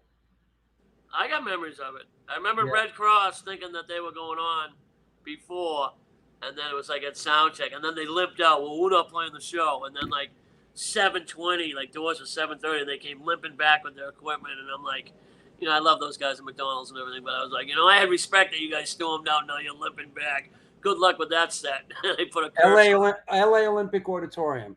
Yeah, that was fun. That was a good one. Actually, That was a good one. I have that somewhere. Yeah, I think that was the triple spotlight night where I thought I was really, really doing it. That they had three, so I was playing with the spotlights, running around, trying to like dodge them like a cartoon. But I remember we were into that period of the transition, you know, going from the triple speed stuff into the more rock stuff, and I think Social Distortion was doing the same thing, you know, before they became ultra huge, doing that Johnny Cash rockabilly fucking trip that they do. How many times did you play the? Do you remember how many times did you play the Olympic Auditorium? 2 or 3? There was one show like the Angelic Upstairs that we were supposed to play, and that didn't happen. I have that right. I have that right here. Hold on. So, you know, this one didn't happen right here. Angelic Upstarts, Wasted Youth, Decontrol, Mad Parade, Olympic Auditorium. Yeah, I think that got downgraded to some other thing or something. Right. That was supposed to happen. I don't think it did. I could be wrong. I don't know. Yeah. Some of the stuff, like I said, when I was on stage, sometimes it was a blur. But I remember playing with Suicidal at Olympic Auditorium, and I remember Mike coming up to me and saying, "What are you gonna wear on stage?" I go, "Well, I'm gonna wear my kind of my baseball outfit, red and fucking white." And he's like, "Red? No, I don't think so. You better not." And I go, "What about blue jeans? Yeah. What about blue jeans and a blue thing?" No, you can't wear that. I go, "All white?" He goes, "All right." How about this? How about Suicidal? He didn't want me wearing the red or the blue. He didn't, because I didn't really realize about the gangs, you know. How about this? You can't wear all red. You can't wear red. You can't wear blue. Suicidal, SSD, Red Hot Chili Peppers, Minuteman, The Abandoned. Red Hot Chili Peppers opening for us. So awesome. And I believe Anthony got jailed for fucking heroin, or you just, and then Keith Morris had to sing vocals for the Chili Peppers, and he just kept going out there like saying something about a monkey. It's a monkey, funky monkey. Like every song was funky monkey or something, and like didn't know the words. He kind of tried to rap and try to like, but they got through the set and they did their time and they got paid, you know. Hey, how do you, Mike LaRoche asks, how do you feel when you saw Nirvana and Soundgarden representing SSD when kind of SSD wasn't playing anymore, and like you see these guys like rocking the SSD shirts? Oh, I love it. Yeah. I love the shirts. But I got a great Cobain story about when you know, because I seen him over Green Street or whatever, and it's before they were huge or whatever. But then once they were huge, and I think on the last album, I got to officially get introduced to Kurt, and he came through in the green room, and he's like, they were like, "That's Springa from SSD," and he goes, "SSD Control?" And all of a sudden he pushes everyone away. He goes, "You were in SSD Control? What did you do?" And I go, "I was the lead singer." And he looks me up and down. And he's like, "You're just a little guy like me. The way you sang those songs, I thought you were about 10 feet tall." So I'm like shrinking like fucking Fred Flintstone, like, what? And he grabs me by the shoulders and he pulls me up and he says, "Honestly, man, if it wasn't for a band like yours, there'd never be a band like mine." My head fucking swelled up like, "Did everybody hear that? Goodbye, Cleveland. We'll see you next year." And I stormed out of the dressing room, and everyone was talking about it for a year. Fucking Cobain was loving Springa. Springa was I was like, what am I going to do? Tell him how much I love his band, how much he loves my band, and fucking bullshit? No, I just did the "Good night, Cleveland" fucking thing. I was in Chicago. I just stormed out. And left it on a good fucking note. That's and then cool. The guy died, you know? Sad, tragic. All the little mall punks got turned on to SSD because of Nirvana. Yeah, that's how it happens sometimes. Really? Because of the shirt? Well, because the shirt story. Hey, we're musical archaeologists. You follow the breadcrumbs, right? Because I gave that shirt to Chris to give to Dave because I couldn't find him before I was checking out for one of the shows. And I remember Mark on Mudhoney was opening. He had gotten a new digital camera, like top of the line technology at that point. And he's like, "Springa, do you mind if we do a shot or whatever?" And I was like, "Yeah." And then Chris went to get into the picture, and Mark Arm pushed him out of the shot. And Chris is looking at me like, who the fuck is this little puke? And I'm getting kicked if I can pushed out of the picture. But I gave him the shirt to give to Dave, and obviously he kept it and wore it and helped the legacy go on. And Jeff from Pearl Jam is a huge Jamie fan, big fucking Jamie fan. It seems like all bass players wear the SSD shirt. They're all big fans of Jamie's, you know. I got to give a shout out to my boys, Jamie and Chris and Al and Francois as well, but also to the girls, you know, Angie and Nancy and all the girls that helped out in hardcore that never get any recognition. They kind of ran the fanzines and took the photos and documented and booked shows and always helped out, but they necessarily weren't in the slam pit. Those girls don't get any credit, so I love you girls, you hardcore girls, love your boots, love your skirts, love your mohawks. You were great, funky chicks, and I love you all. Thank you for supporting us. You need a shout out to all the women of hardcore. Yeah. All right, my eccentric friend. Yeah. Listen, you know what? It's we hit two fucking sandwiches shy of a picnic, my friend. We hit the 3-hour mark. We covered a lot. Yo, I want to thank you for coming on.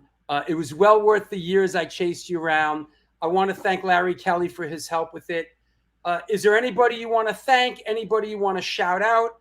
And let's mention again that the SSD Get It Away. Let me get the is available. July 19th on Trust Records. Yeah, there it is.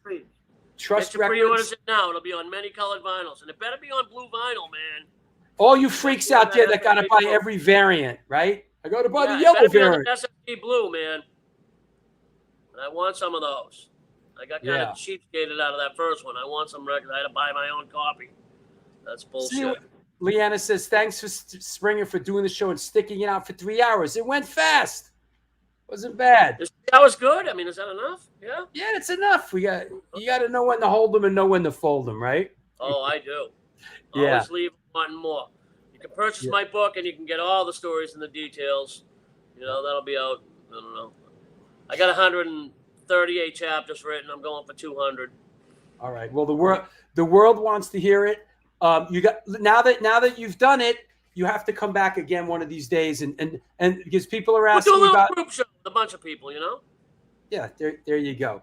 But we need to have everyone. You know, I know we're not religious people or anything like that, but we got to keep Al Baril in our prayers. You know, he's not doing well, but any kind of support you can send to Lethal, you know, to Al, it would be good. Just to keep him in your thoughts and keep positive. You know, the PMA going his way because you know that poor bastard. You know, but he was great. He was responsible for Boston Hardcore. You know, and he should get a nice round of applause. You know, but. That's a double-edged sword with me and him. It's okay. And, it's okay. You You guys made history. You made art that is going to reverberate for forever. Those two records are iconic. You two guys and the other guys, you really made history, man. I mean, you made history for me. I wouldn't be sitting here right now. I wouldn't be doing this right now if it wasn't for. What would you be doing? Probably bootlegging fucking Grateful Dead fucking cassettes. Bob White has a funny story. God rest his soul. But one time Bob White was hitchhiking, and we were on the way to a Grateful Dead concert. We picked up Bob White, and he's like, "What? Where are you going? What? The world really misses Bob White, man. You know, Barry Brown, Billy Ruane, all the bees. Yeah. All right. Characters. All right, Springer. Thank you, man. I'll talk to you soon. Is that it? That's it, man. I'll talk to you soon. Okay, America, get out and get that record. All right, take care. There you have it. Thanks for hanging in there, everybody. 3 hours. 3 hours, man. It was a great show. I'm glad we kept it positive. A lot of history there. And I mean that when I said it, honestly, the first hardcore show I ever saw was SSD Control at the Media Workshop. And my life, took a serious turn in 1981. So truth is, I wouldn't be sitting here right now if it wasn't for Springa, if it wasn't for Al Baril, if it wasn't for Jamie Sharappa, Chris Foley. Those guys changed my life. It's heavy stuff. That said, we'll see you next week for Tony Portaro. And then, of course, the week after that is Sworn Enemy. Actually, you know what? The Jonathan show is okay. There's a big jump. Okay, so this is the next show, and then if you're in town, this is going on. But after this, there's a week and a half until that. So we've been working hard. We've been at it for a while. Joshua, thank you so much. LaRoche, Jose, Brian, Paul Stone, London May, my man. Yeah, if you don't like the way I turned out, blame SSD. Thank you, Leanna, for stopping by. It was just a great show. Thanks a lot, everybody. We'll see you soon. Until then, do good things, and good things will come to you.